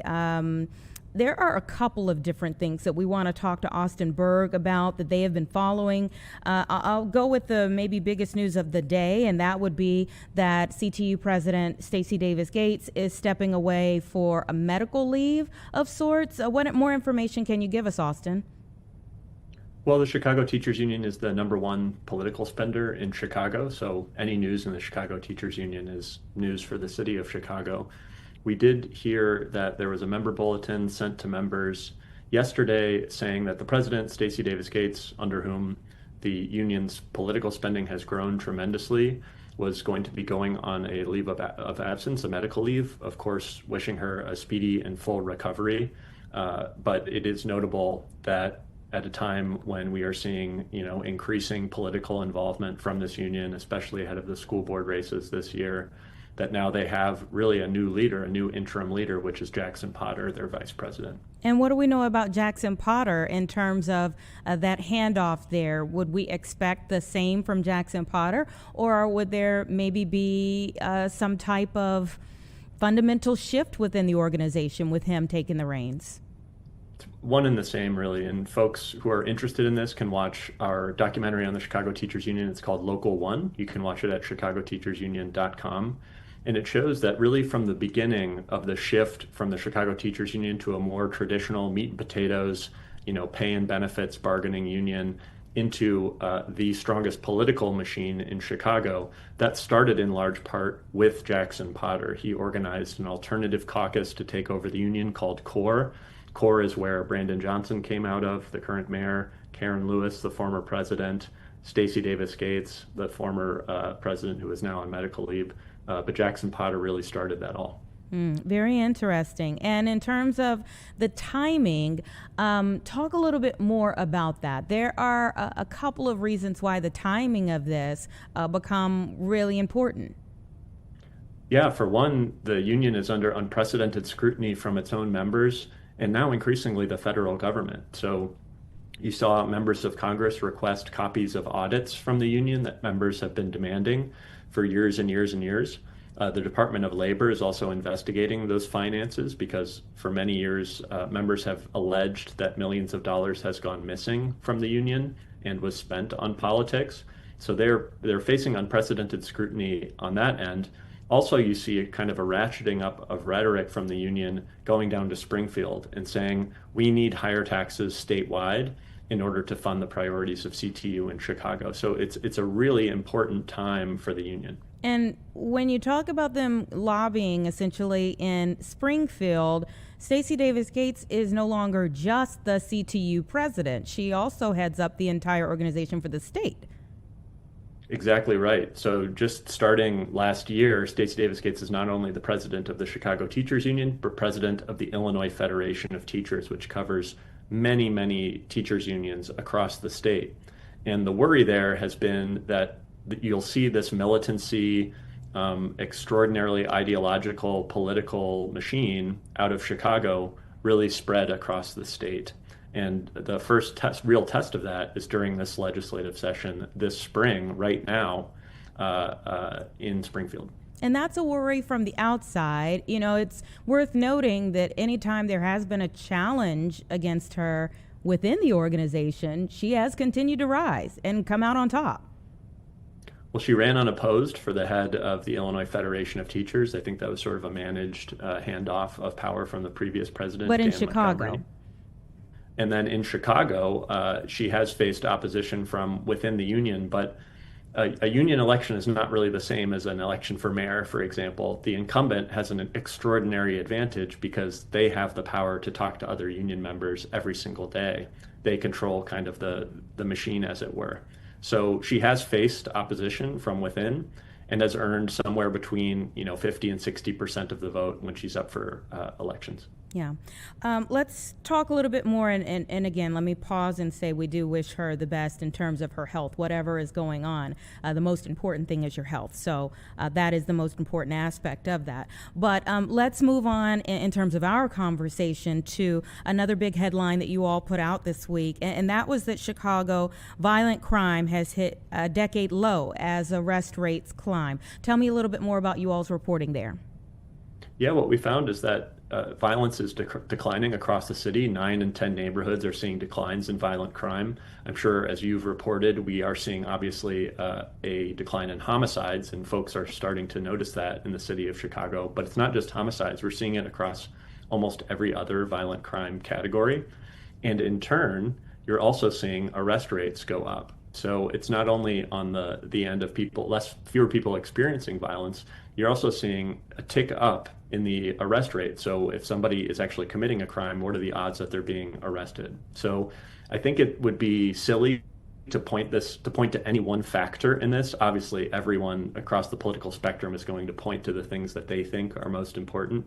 But there's really so many reasons for this, and we're seeing this across the country, not just in Chicago. Yeah, and of course, I want to maybe talk about a couple of things where that's concerned, because this reporting, these numbers are coming out at the same time as the federal government looks at like CTA violence and says, you know, hey, wait, if you guys don't get this under control, we're pulling our funding.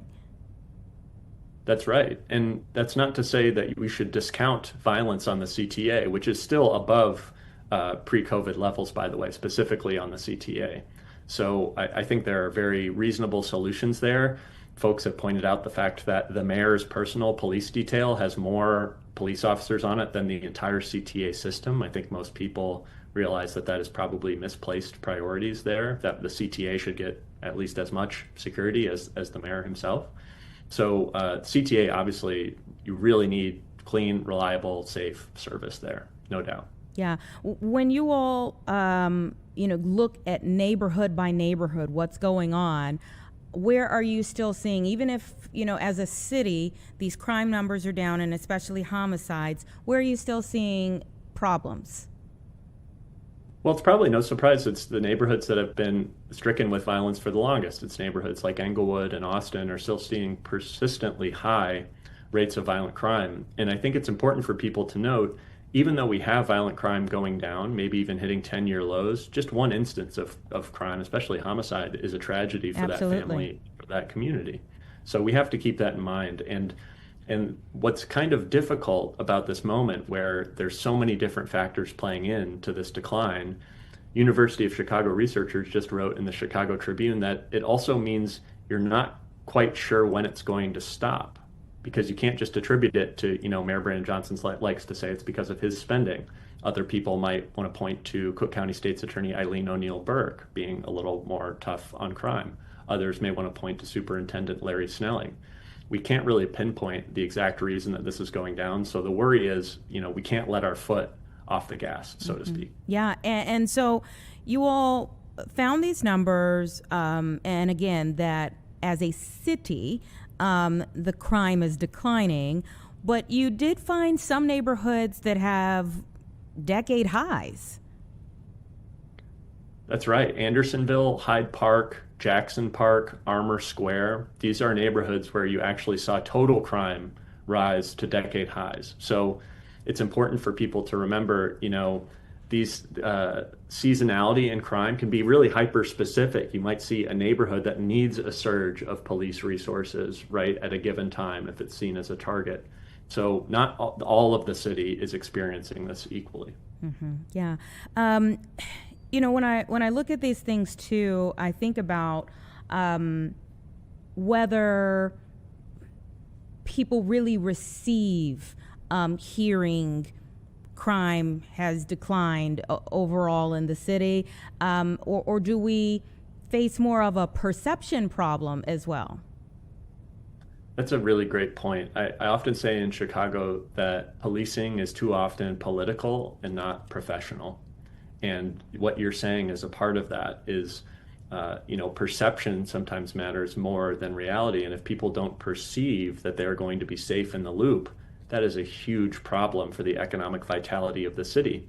And I think that's really important in the sense of when we have highly visible instances of crime, like, for example, as I'm sure you've covered, sort of like the teen takeovers in the loop, even if there is no violence, and sometimes there is, but even if there is no violence at some of those teen takeovers, simply the perception that it's unruly or chaotic or could devolve into violence, that's a huge economic problem for the city. And the city has to be really serious about addressing that, because its consequences, when we do not have a healthy downtown, a downtown with vitality, that affects the whole city. It certainly does. Thank you so much, Austin. We appreciate you as always.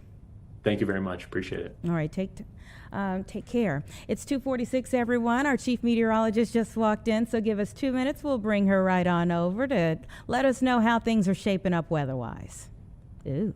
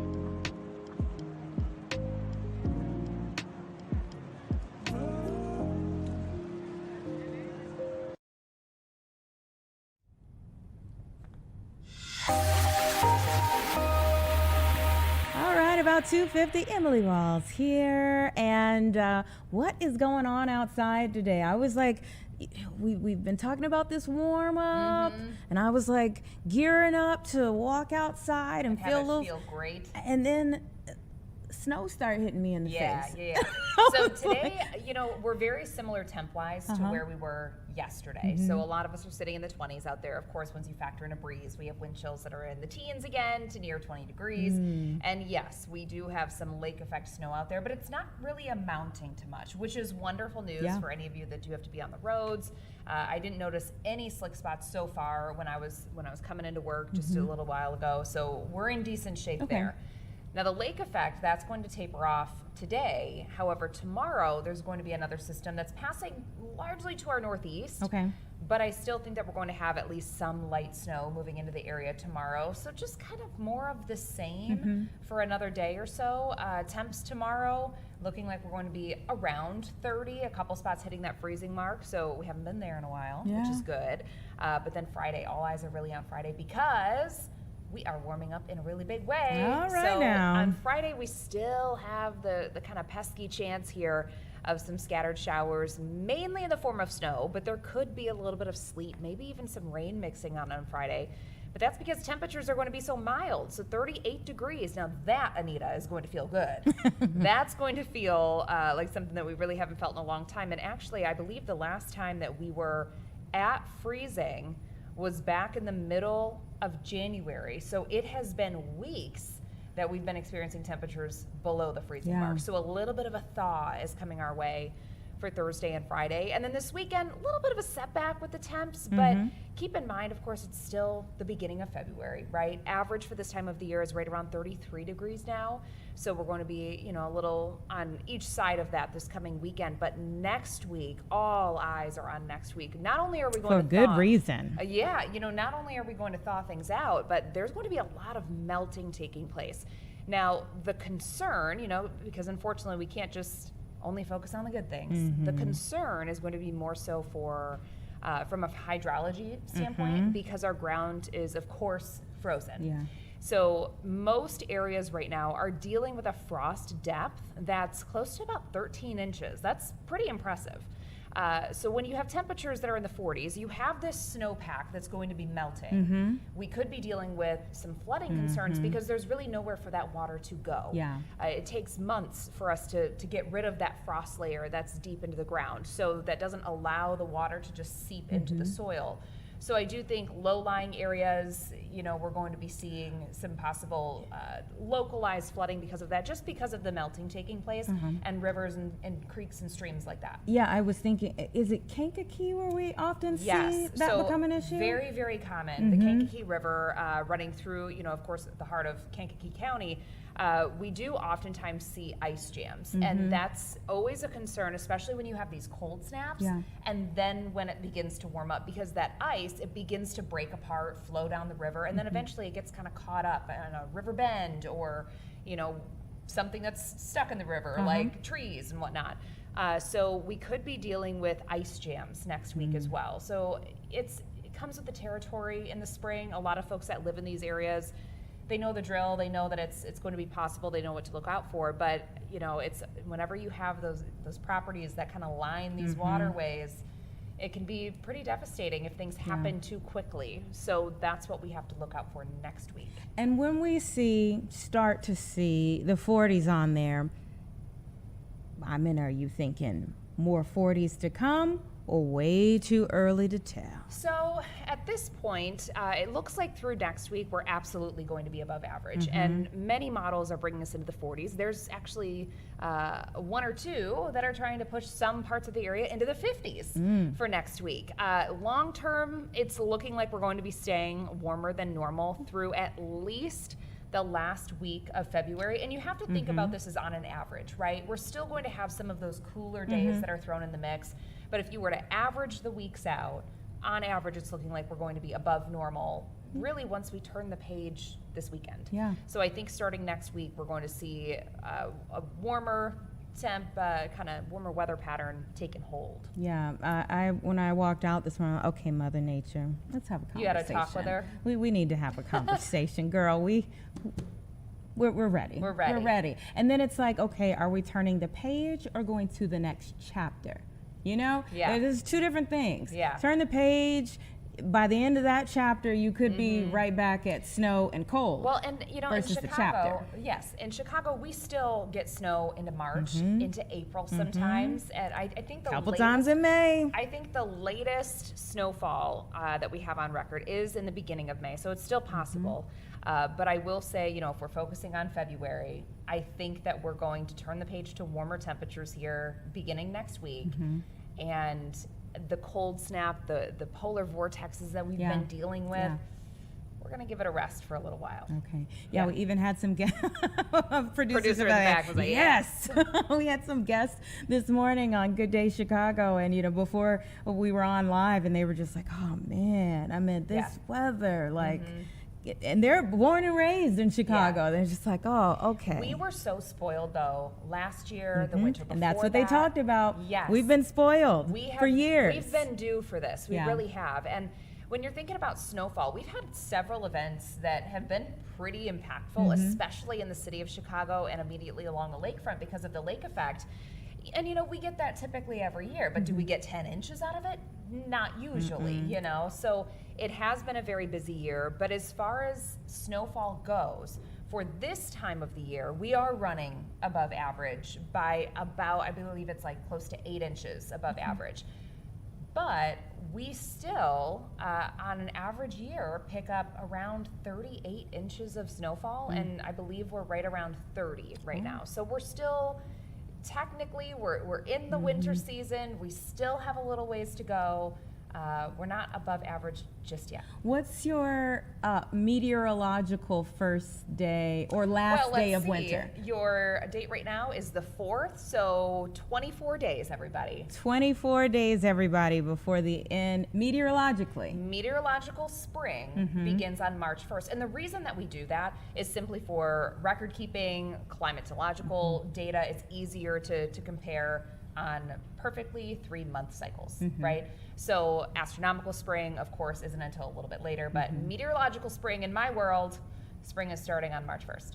Okay. Yeah. All right. We'll see what happens in the meantime, but we'll be looking forward to more spring-like weather 24 to come. days. Yeah. All right.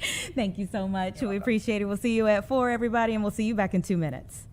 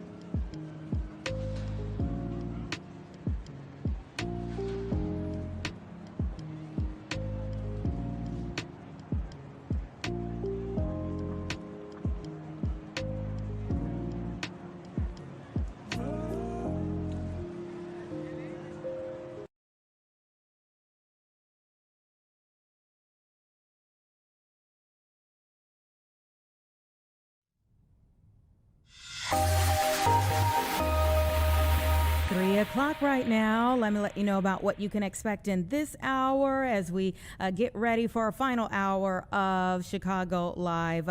We're anticipating having Alderman Ray Lopez, who's going to be joining us to talk a little bit about abandoned cars in the city. That should be around 3:45. Shortly before that, we're going to talk about new fire technology that could help save lives. So you definitely do not want to miss that, as so many people are coming up with new ways to detect fires, or even the whether it's the flame or the smoke earlier, so that people have more time to get out of whatever structure they may be in and get to safety somehow. Great America is hiring. A lot of people, including many of my coworkers, have wonderful memories of working at Great America or going there as families at one point in time. And so we're going to talk to them a little bit about their hiring process.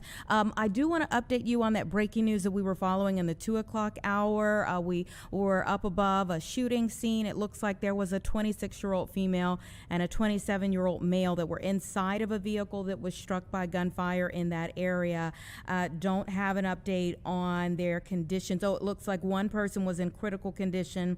Another person reported in good condition. So we're continuing to monitor that situation. Again, that was at 79th and Racine on the city's south side here. But we also want to take you out to LA, where there is a pretty significant student walkout that's taken place here. You can see all of those students throughout the day here.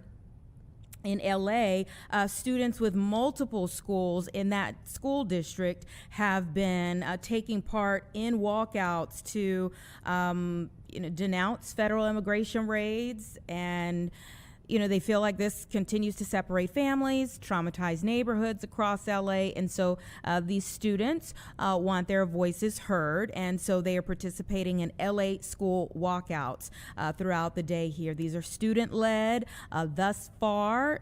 The reports that I'm seeing have said they have been peaceful. And again, they said they just want to, one, show unity within their student body and within the district, and show that they have a voice too that should matter. So you can see quite a few students there in the streets as of right now. Again, there have been several different schools within that district that have taken part in these walkouts today. Those that have happened thus far have been peaceful and student-led again. So a few things that we're monitoring. I'm going to bring it back home, though, here, because there's this itty-bitty, conversation most people haven't paid a lick of attention to about where the Chicago Bears, will end up playing in years to come. Okay, I'm kidding. It's massive, and it's, at this point in time, very nuanced in terms of whether it would be even here in Illinois or maybe over the border in Indiana. But it will be in Arlington Heights if Touchdown Arlington has anything to do with it. Our Ernie Rose with Touchdown Arlington is joining me now as they gear up to take new steps to try to convince the Bears Arlington Heights should be home. Thank you so much for your time. Thanks for having me. All right. Tell me a little bit about Touchdown Arlington first and foremost. Tell me about your organization. Sure. We've been, I used to say we were a new organization, but we've been talking about this for 3 or 4 years now. So we're an organization led by business owners and supported by local residents that support moving the Bears project to Arlington Heights. And we've kind of been working on this project from the early days when the stadium was purchased, through the discussions with the school board, and now as we're sort of hitting the home stretch with the legislature. Mm-hmm. All right, home stretch with the legislature. There is the conversation, added piece of conversation this week, that if a decision isn't made down in Springfield by the end of this month, the Bears may seriously consider that deal that's on the table in Indiana. Your thoughts? Imminence is the word of the day. We've got to make a decision fast. We're hosting an event next week, gathering several local leaders from around the northwest suburbs and around Cook County to show solidarity. I think that we have to get our house in order, and everybody needs to get on board with the idea that Arlington Heights is the only feasible location for this project in Illinois. We've had too much infighting about other locations, lack of commitment. Now is the time. Arlington Heights is the site, and we need Springfield to work quickly to make a deal. This is our first competitor from outside of the state, and I think it's the most realistic option the Bears have faced. Indiana is moving very fast. You're right. They've got until the end of February to really get a decision lined up based on their budget cycle.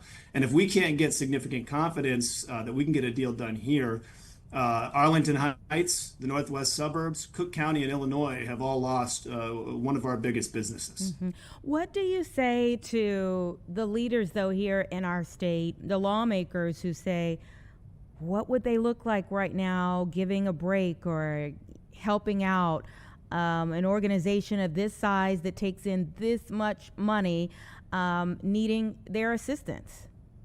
I thought Mayor Jim Tenalia said it really well at his press conference a few weeks ago. The Bears aren't asking for a stadium. The Bears have to build the stadium. What they're looking for is one, support for the infrastructure and surrounding development, which any major business would ask for coming in. And two, some level of tax certainty. And I know people laugh when they hear the words tax certainty because every resident would like tax certainty. I certainly would. The difference here is if we go off just the straight math, as our village manager, Randy Reckloss, noted at that same press conference, the Cook County assessor could come back and ask for $200 million a year.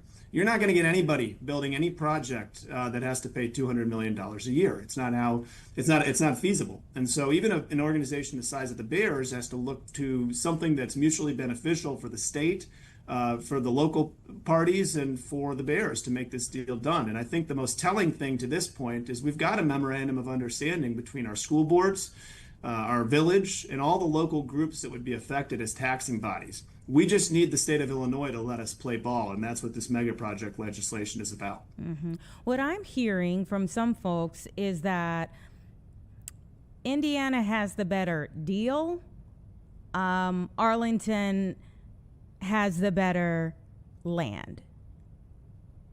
There's no better piece of land in the state of Illinois to build a stadium, maybe not in the country.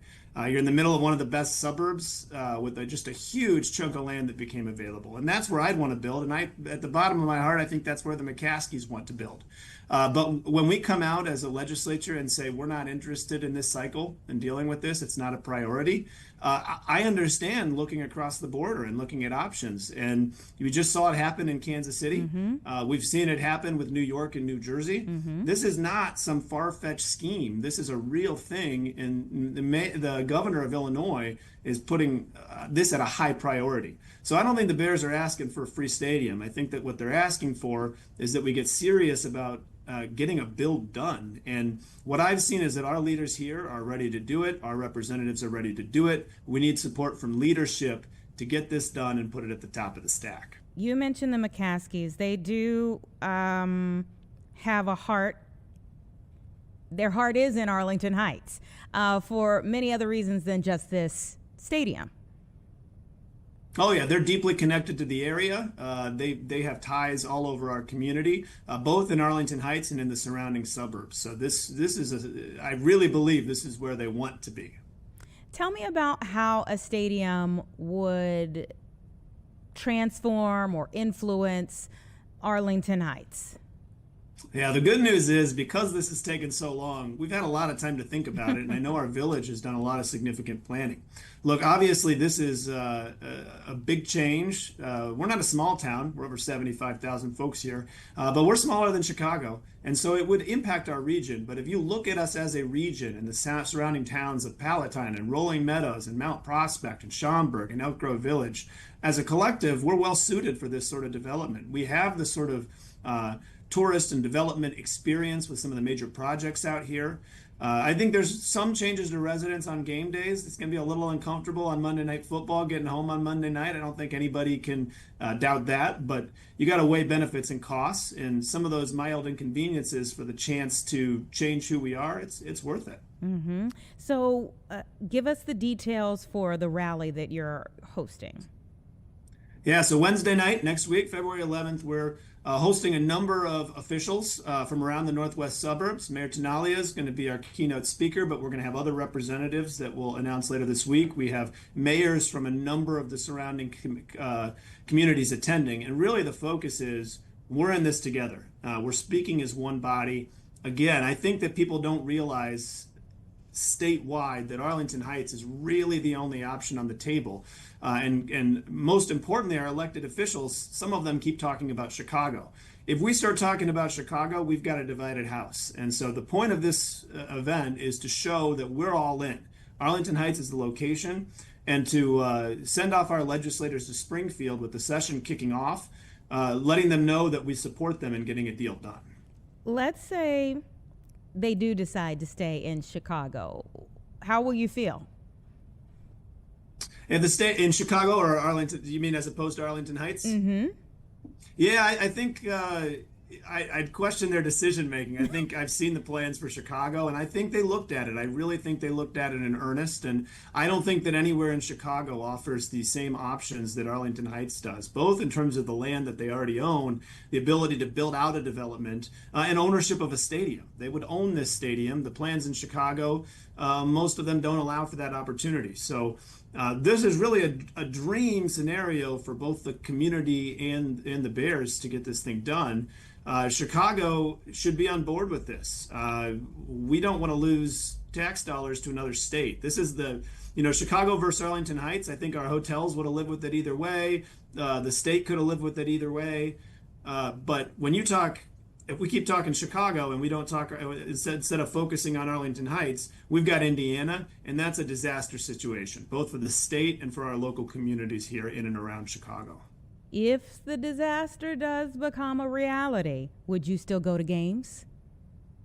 I would. It would take me a lot longer. I live in Arlington Heights. It'd be a lot better for me if it was out here. Getting in and out of Soldier Field is tough. I think any Bears fan will tell you that. And it gets pretty frigid in January. And they got that opening up there on their roof. So, I think people would support Chicago, but I sure don't know if people are going to want to drive to Indiana. And, the best option for both, I think if you're driving from Lincoln Park to Soldier Field versus Lincoln Park to Arlington Heights, and I've done both, I'm not sure it's closer for you to get to Soldier Field in Chicago. So I really think most residents will be happier with the Arlington Heights option. And what would you say to lawmakers, Illinois lawmakers, if they lost the Chicago Bears to Indiana? Yeah, I don't know if it matters so much as what I say as what the residents are going to say. And what I've heard is that it's just inconceivable that we would let the Bears move to Indiana. And I think there will be political concerns about that. But what I'm focused on is how do we move this thing forward and how do we get there? And there's a prime opportunity right now. I don't like that it's taken so much to get a sense of urgency around this project, but it's here. And we need to not fumble with February being a short month. We don't have a lot of time left. We've got 24 days to really make progress on this. And I think that what I've seen is that most of the legislators are in now, and they are supportive for coming up with a reasonable solution to the problems that we faced. But we really need leadership to show that they're on the same page. I like what you did there, saying you don't want to fumble. I know you're looking for a touchdown, but let me also ask you about this. You mentioned the fact that you guys have gone round and round about this for like the last 3 years. Is it the fact that the team is winning now that brings about the urgency, maybe even more so, like because they're the hot team, now everybody wants them? I'd like to say that, but I think it's Indiana. Indiana is a game changer here. It's a realistic option. And the moment that those tax dollars go out of state, the Final Four goes out of state, the Taylor Swift concert goes out of state, it adds a new level of urgency. It's great to see the Bears have success. I hope that they have it in 6, 7, 8 years when the new stadium is built in Arlington Heights, but that can't be our motivation for acting here. The motivation has to be what makes sense for our communities and dollars and cents wise. And realistically, Arlington Heights is that only option. Losing it to Indiana would be catastrophic. All right, Ernie, thank you so much for your time. Please keep us updated. Go Bears. Go Bears. It's 3:15, everybody. Let's take a quick break.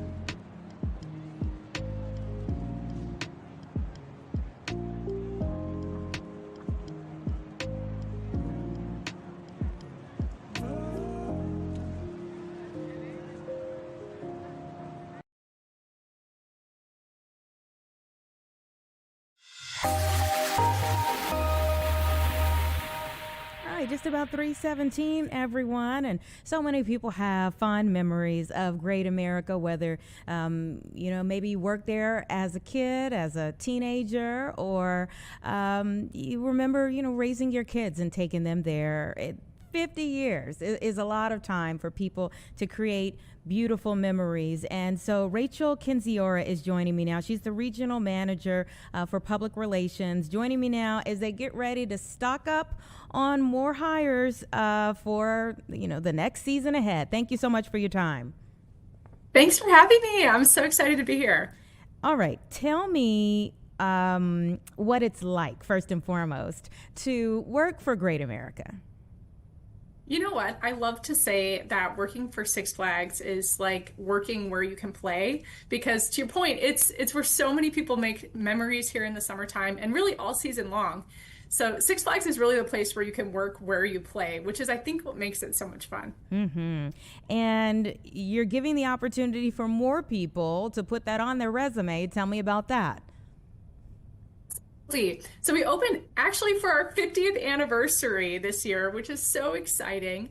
We'll be opening on April 25th this year, and there's so much in store. So we're looking for people who want to be part of Team 6 here at Six Flags Great America. We're hiring over 3,000 people to join our team this year for our 50th anniversary. And I think what's cool about working at Great America is that there's really something for everybody here. We have ride operators, if you're excited about running the roller coasters. We have aquatics, which is in our water park. We have a cleanliness team. We have maintenance. There's really something for everybody here. So there's really a lot that you can dive into, no pun intended. Yeah. And what I've seen just in friends that I've known who have worked for Six Flags over the years, there are opportunities to really rise up the ranks. There totally are. I mean, so many of our full-time team here started here as summer ride operators or in food and beverage. So you're absolutely right. A lot of us start here in our summer position. We're looking for a fun summer job, and we come here and we have an awesome summer, and then we come back year after year. And you're totally right. There's a lot of opportunity for growth here. There's a lot of exclusive events too. The team member perks here are awesome. Free ride nights. We do park admission for team members. There's so much in store here. Those are good perks, yeah. And for the 50th anniversary, to join you all's team in a milestone year would really be monumental. So tell me a little bit about is the effort that you all are putting in now, because you're expecting some added things throughout this 50th year? You could definitely say that. Yeah, we are so excited. It is the 50th anniversary here at Six Flags Great America in 2026, and we have so much in store. I can't yet quite talk about what all that is, but a couple of highlights, which I'm really excited about for our 50th anniversary, is that we have an all-new nighttime spectacular, which will be a brand new stage show and a brand new parade. We're also doing a lot of specialty food and beverage items that really kind of take us back through the 50 years here at Six Flags Great America. And of course, on top of that, we have exclusive merchandise. So merchandise that we've never seen before here at the park. So there's definitely a lot in store, and I'm excited in the upcoming weeks to be able to kind of dive into that a little bit more. Okay, so what you're saying is we got to call you back for a part 2 of this conversation. Yes.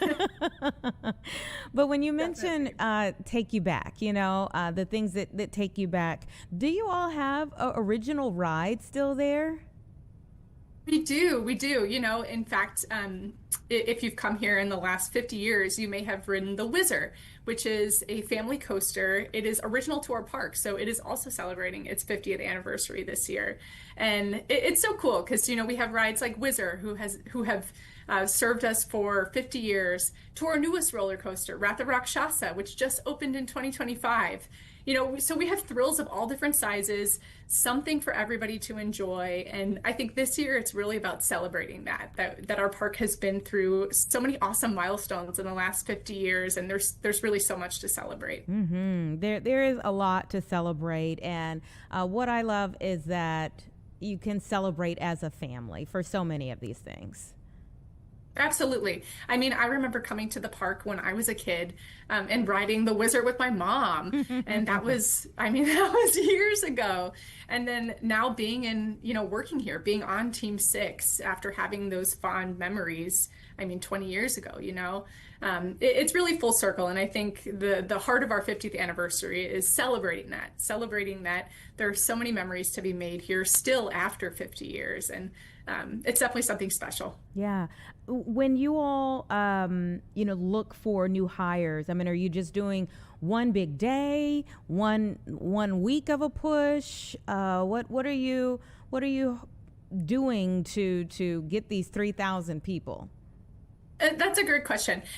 The week of February 14th is our National Hiring Week. So across the company, almost all parks are looking for excited, enthusiastic team members to join our team.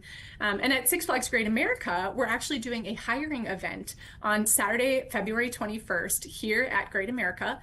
It's going to be from 11 a.m. to 3 p.m.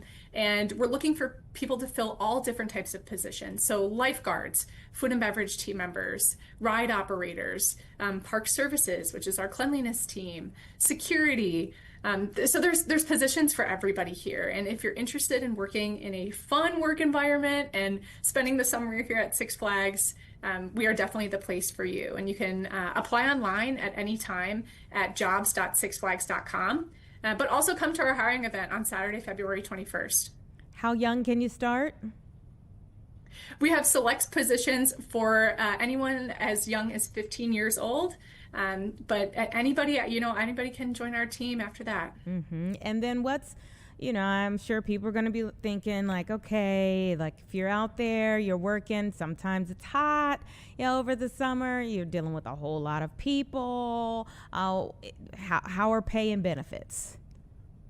Oh, there's so many cool perks about working here at Six Flags. Like I mentioned, you get free park admission when you're off the clock here at Six Flags. So on your off days, if you want to ride some roller coasters, come check it out. We also have in-park discounts. We have exclusive ride nights, which are some of my favorite events, where we close the park to the general public and our team members get to enjoy the rides. So there's a lot here. There's positions starting at $15 an hour and they go up to $19 an hour. There's really something here for everybody. And I think the most exciting thing is that, like I said, this is the place to work where you play. And I think that's really unique. Speaking of unique, I've been to Six Flags in several different states. What do you think makes this one stand out from the rest? Oh, that's such a good question. I think, like I said, similarly to me, I think there are so many people, in the local community, the Chicago suburbs, the Milwaukee suburbs, even, all around that have come to our park and have created such fond memories of their childhood or even now as an adult. And I think that's something that kind of brings everybody together about our park. How many roller coasters do you have? We have 17 thrilling roller coasters. So there's definitely one here for everybody. If you like, more of our major thrills like Wrath of Rakshasa, or, maybe a little bit of junior thrills like we have Whizzer. So there's a ride here for everybody or an experience here for everybody. Mm-hmm. And even though you can't give us details yet, are we thinking another ride could be the major announcement, or just, new shows? Like, what kind of announcement do you think we have in our near future? That is also a good question. I think for our 50th anniversary, we're looking at so much to build the entire guest experience. We're excited because we just opened our record-breaking dive coaster last year, Wrath of Rakshasa. And we're excited to be able to showcase that again this year and maybe offer a different experience on Wrath of Rakshasa than you may have gotten before. But there's so much in store, from entertainment to food and beverage to retail.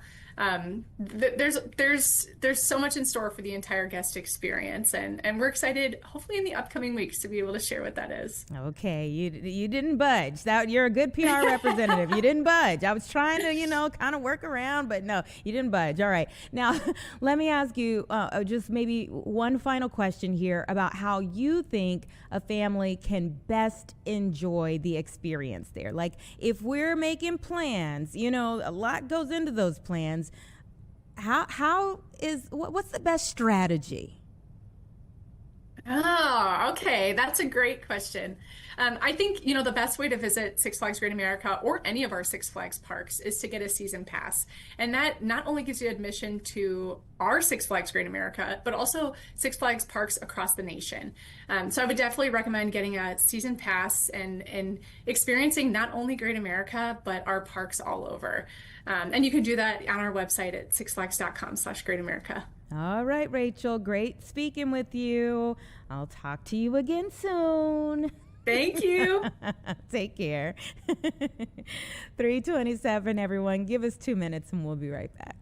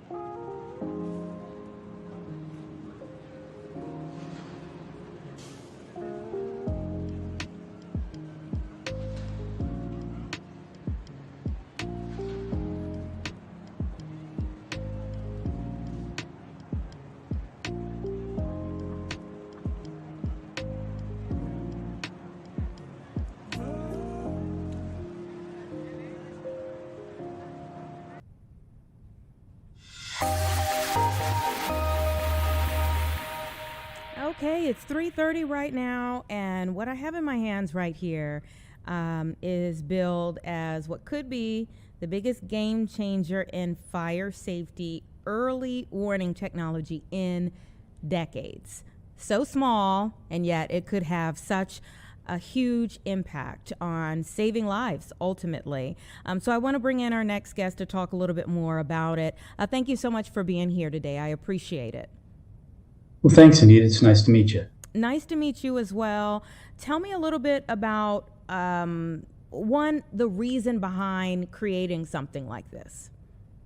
Yeah, it's a great question. I mean, I've been in the fire protection industry my whole life, designing smoke alarms, carbon monoxide alarms, anything with life safety elements to it. And,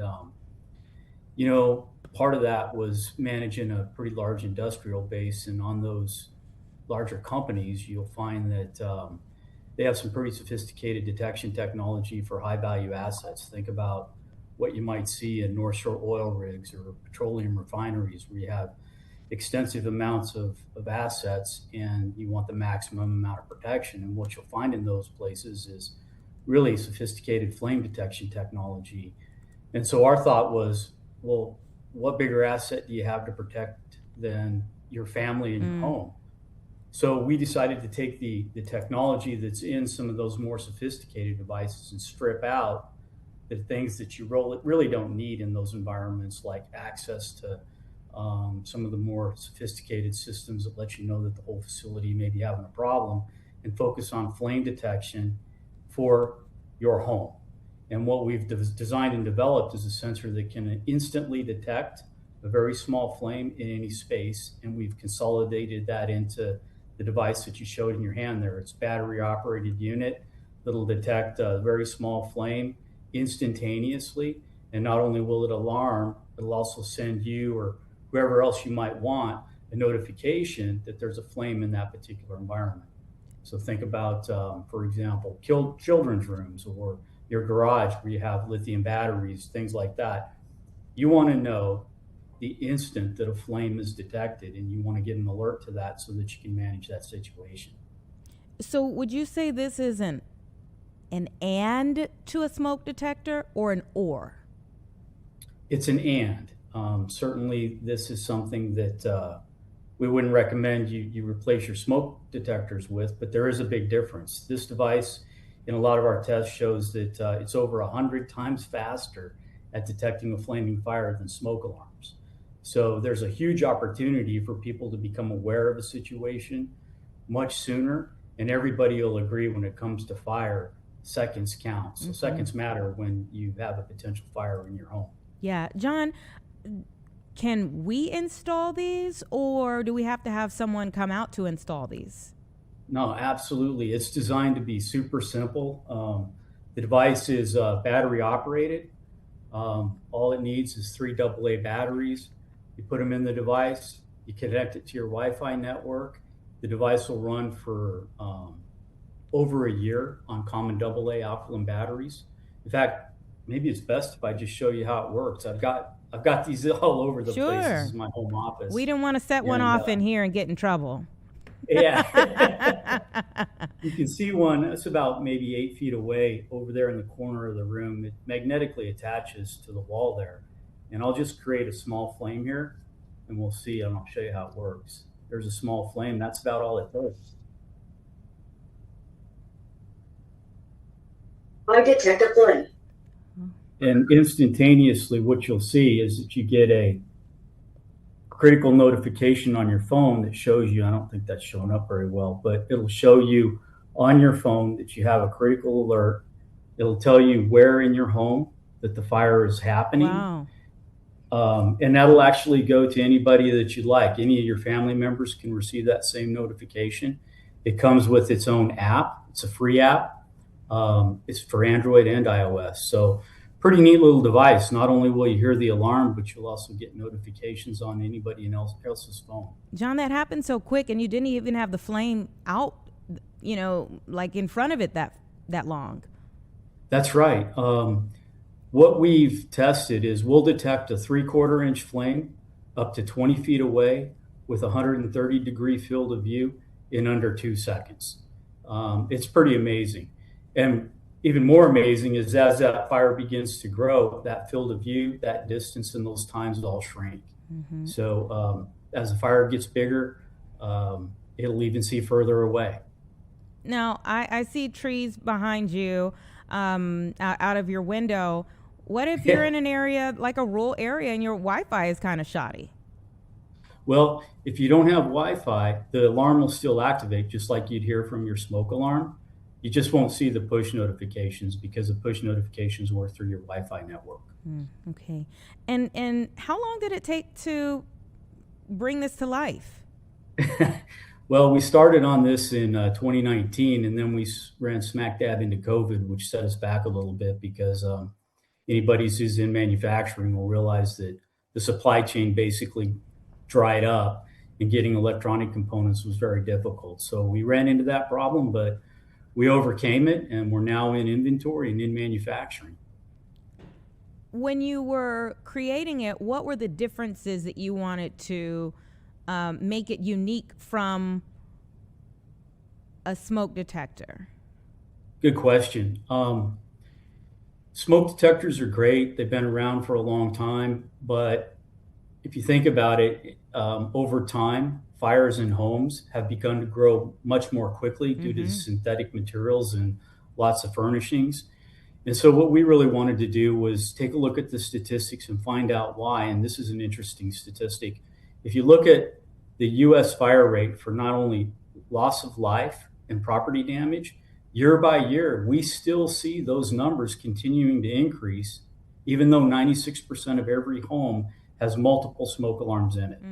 So there's a fundamental reason there why we still have these problems. And when you begin to sort of peel that onion, you'll find that lithium batteries are a big contributor to that problem. Children playing with fire in their bedrooms is also a very big problem. Over 30,000 fire trucks a year are rolled because of children playing with fire in their bedrooms. So we thought to ourselves, well, there's got to be a better way. And ultimately, when you start looking at the causes of those fires in homes, you realize that if they had more time and they were more aware of the situation, then they could probably resolve the problems. I'd say on top of all of that, the hazards in the garage have increased exponentially over the years. And if you look at smoke alarm manufacturers, owners' manuals today, they're absolutely not recommended to be installed in the garage. So it basically leaves everybody's garages unprotected. This device, it's not subject to dust, which causes nuisance alarms for smoke alarms. It's not, it won't false alarm to steam. It won't false alarm to insects. It's not prone to really any of those problems. So it allows us to add another layer of protection to spaces in our homes that are unprotected today. And it also allows us to put protection in places within the homes, again, child's bedrooms, for example, that you'd want to know instantly if a flame was present in that space so you could take action. Absolutely. Now, I'm wondering, you know, I mean, if it's detecting a flame today, are we working toward this also being a carbon monoxide detector similar to smoke alarms? You know, many of them have kind of evolved to being able to detect that too. That's right.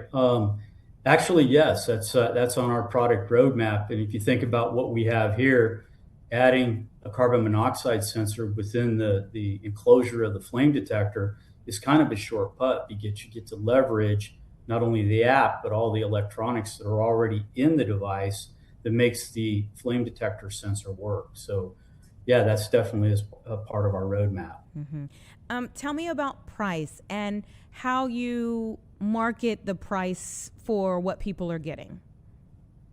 Yeah, a good question. I mean, the price right now is $136. It's available on Amazon, and it's also available on flamedetector.com.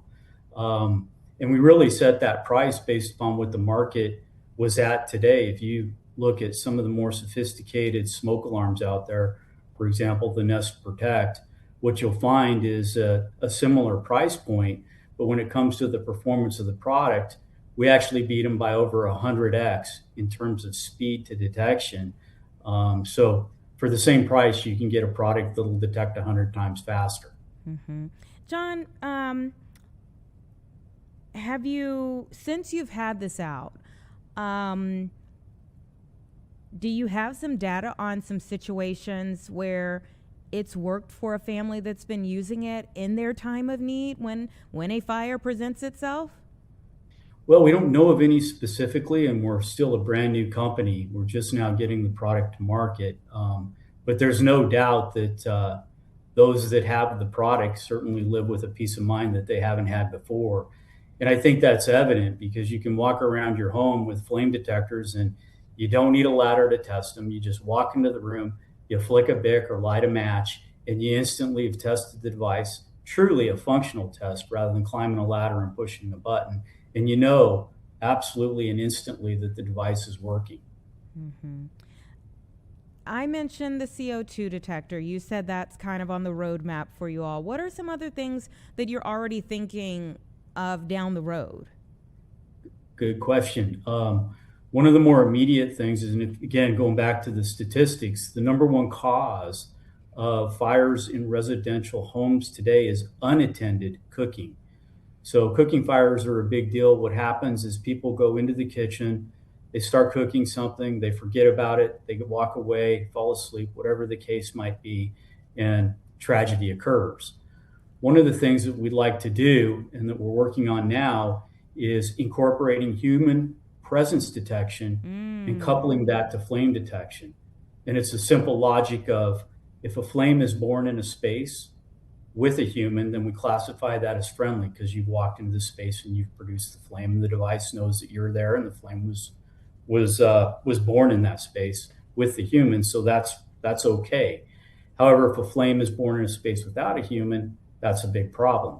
But further, if you take the logic down to the next step, we can actually determine when a person leaves that space, and if they've left that space, we actually characterize the size of the fire at the moment that they left.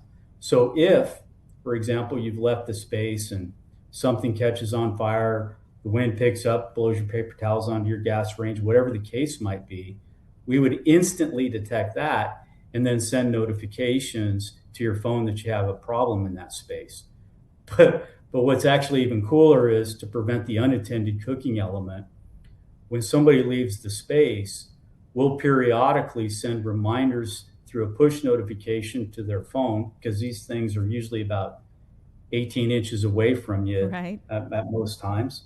And we'll let you know that you have an unintended flame in that kitchen, and it requires you to acknowledge it. That's all it does. Hey, yeah, I know I do. I'm whatever I'm doing, I'm making dinner, I've left the space for a moment.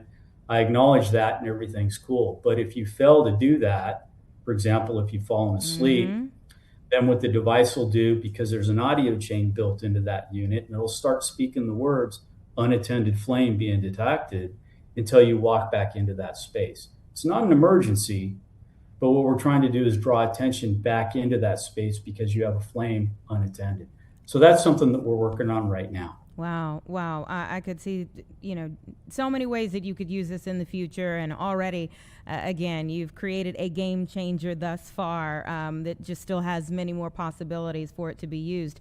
John, great speaking to you again, everybody. John Andres, he is the developer for this flame detector. And where can we find this?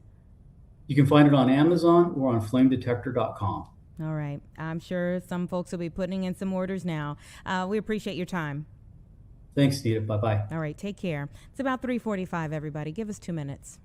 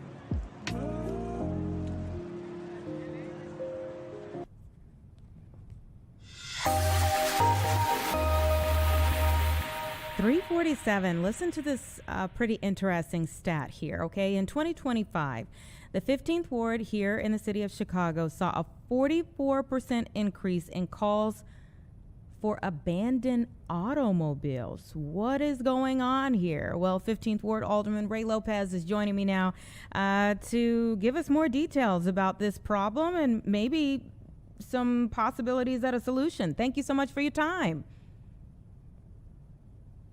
Great to join you, Anita. I know it's been a busy day for you, but this particular topic is of importance to you. Tell me why, first and foremost.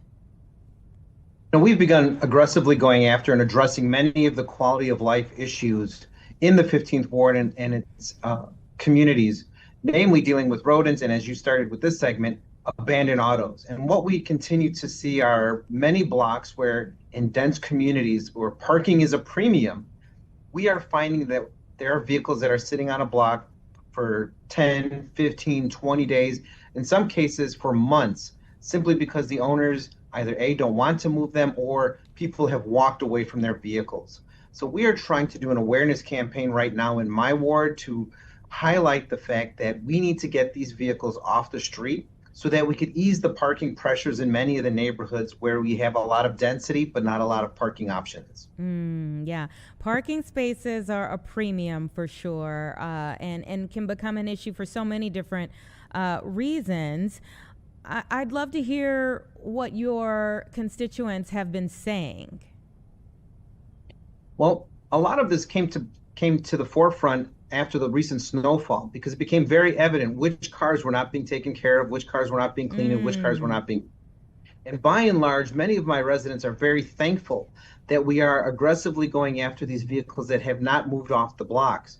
In many communities, like the ones I represent and throughout the city of Chicago, we've seen an increase in requests for residential permit parking where residents take petitions and basically are willing to pay extra on their city sticker to prevent other people from parking on their block. But in these economic times, that is not necessarily something that is feasible for all communities. What we can do is go after those vehicles that simply don't belong on the streets anymore. And overwhelmingly, the residents are receptive. Individuals who have means or a garage to put their vehicles in are using them. And I think the goal will eventually reach all neighborhoods that this is what we need to do by working together to help free up the space, reduce the anxiety on the block, and make it safer. Because let's be clear, if you can't find parking on your block, you're going to have to park sometimes 1 or 2 blocks away from your own home. And many people in working communities like the ones that I represent come home in late hours of the night and don't necessarily want to be walking blocks and blocks just to get home. Yeah, that's a really good point, especially, again, if it's a vehicle that's just been sitting there. Now, are we thinking possibly maybe if someone has a second home, say this time of year they've gone to Florida for a couple of months, and it's maybe their car that's sitting there? Well, I think if we have that many snowbirds on the southwest side of Chicago, then 1, our economy must be really doing well. And 2, they probably have a garage where they could hide that vehicle for the winter or take it with them to Florida. But, the goal isn't necessarily to try to hit people with tickets and tow orders. What we'd like to do is for everyone to be more conscientious about what they're doing with their vehicles and really to start a broader conversation in communities where parking is at a premium. How do we start addressing the fact that there are more cars than what our blocks were designed to hold? In many communities, particularly like back of the yards in Chicago Lawn, for example, where you have multi-unit buildings, every unit does not need to have 5 cars associated with it. So we need to start having some conversations even within our own communities to say, what can we do to lessen the automobile footprint in our neighborhoods, understanding that people do need cars to get to work, but we have to find that happy medium. And if we need all the cars on the block, let's make sure that we're using them and not just leaving them there for kicks. Now, I asked you part 1 of my question. Here's part 2. Do we think that, or do we have evidence that some of them have been stolen cars, abandoned? Well, that is a very good point. That's actually something that I alluded to in my social media post, that there are other reasons for why we're seeing an increase in vehicles in our communities. And yes, in a number of communities, we are finding that cars have been left either have been involved in accidents, have been stolen, or abandoned because of whatever criminal activity has been associated with them. Unfortunately, CPD oftentimes is just simply removing them with the help of the Department of Streets and Sanitation, not necessarily going through the full vetting process of identifying if they were in fact stolen or not, because to be perfectly honest, it would overwhelm the system if we were to start looking at that. But that is definitely something that I've heard from all three of my police districts, is that, especially a few years ago, we had a lot more cars being dropped on the streets and left because of their criminal connections. But it's not as prevalent, but it is still an issue. Mm-hmm. Yeah, for sure. Okay, so what are you asking of your ward, and how long do you think before you have a solution to this? Well, what I'm asking, not just for my ward, but for all of Chicago, is that if you see vehicles on your block that haven't moved in a couple weeks, let your alderman, let the city know so that we could start addressing them. What will happen is that there will be a 7-day tow order put on the driver's side window. So if in fact the car is still being used and you just haven't gotten around to using it, you have 7 days after the city comes to move it, relocate it, do something with it. If you don't, you will have to pay the ticket, you will have to pay the tow and the storage and all of those fees that go with it. But all of us need to be attentive to what's going on our block, because it's not just about parking. It's about the public safety. And I talked about people who come home at night, but it's also about what's being kept in those cars and what they're being used for. So we need to be more vigilant. We need to have better conversations, and we need to start addressing collectively the quality of life in our communities. All right. Final question here, and it's a doozy for you, okay? If this idea of yours goes through and people, start getting permits and whatnot, does that do away with dibs? Well, political careers are made and lost on the dibs question. I understand that 100%. I would hope that that dibs become irrelevant once we free up parking. Oftentimes dibs, whether it's in snow or whether it's in the summer, is simply because there aren't enough spaces and people start trying to take ownership of their 25 feet in front of their house. But if we can alleviate those pressures, then we don't have to worry about dibs, and we could go back to fighting about whether or not ketchup belongs on a hot dog. This is not your first rodeo for sure. Thank you so much, 15th Ward Alderman Ray Lopez. Great talking to you again today. There are much bigger debates like ketchup on hot dogs. Well, let's take a quick break, everybody. We'll be right back.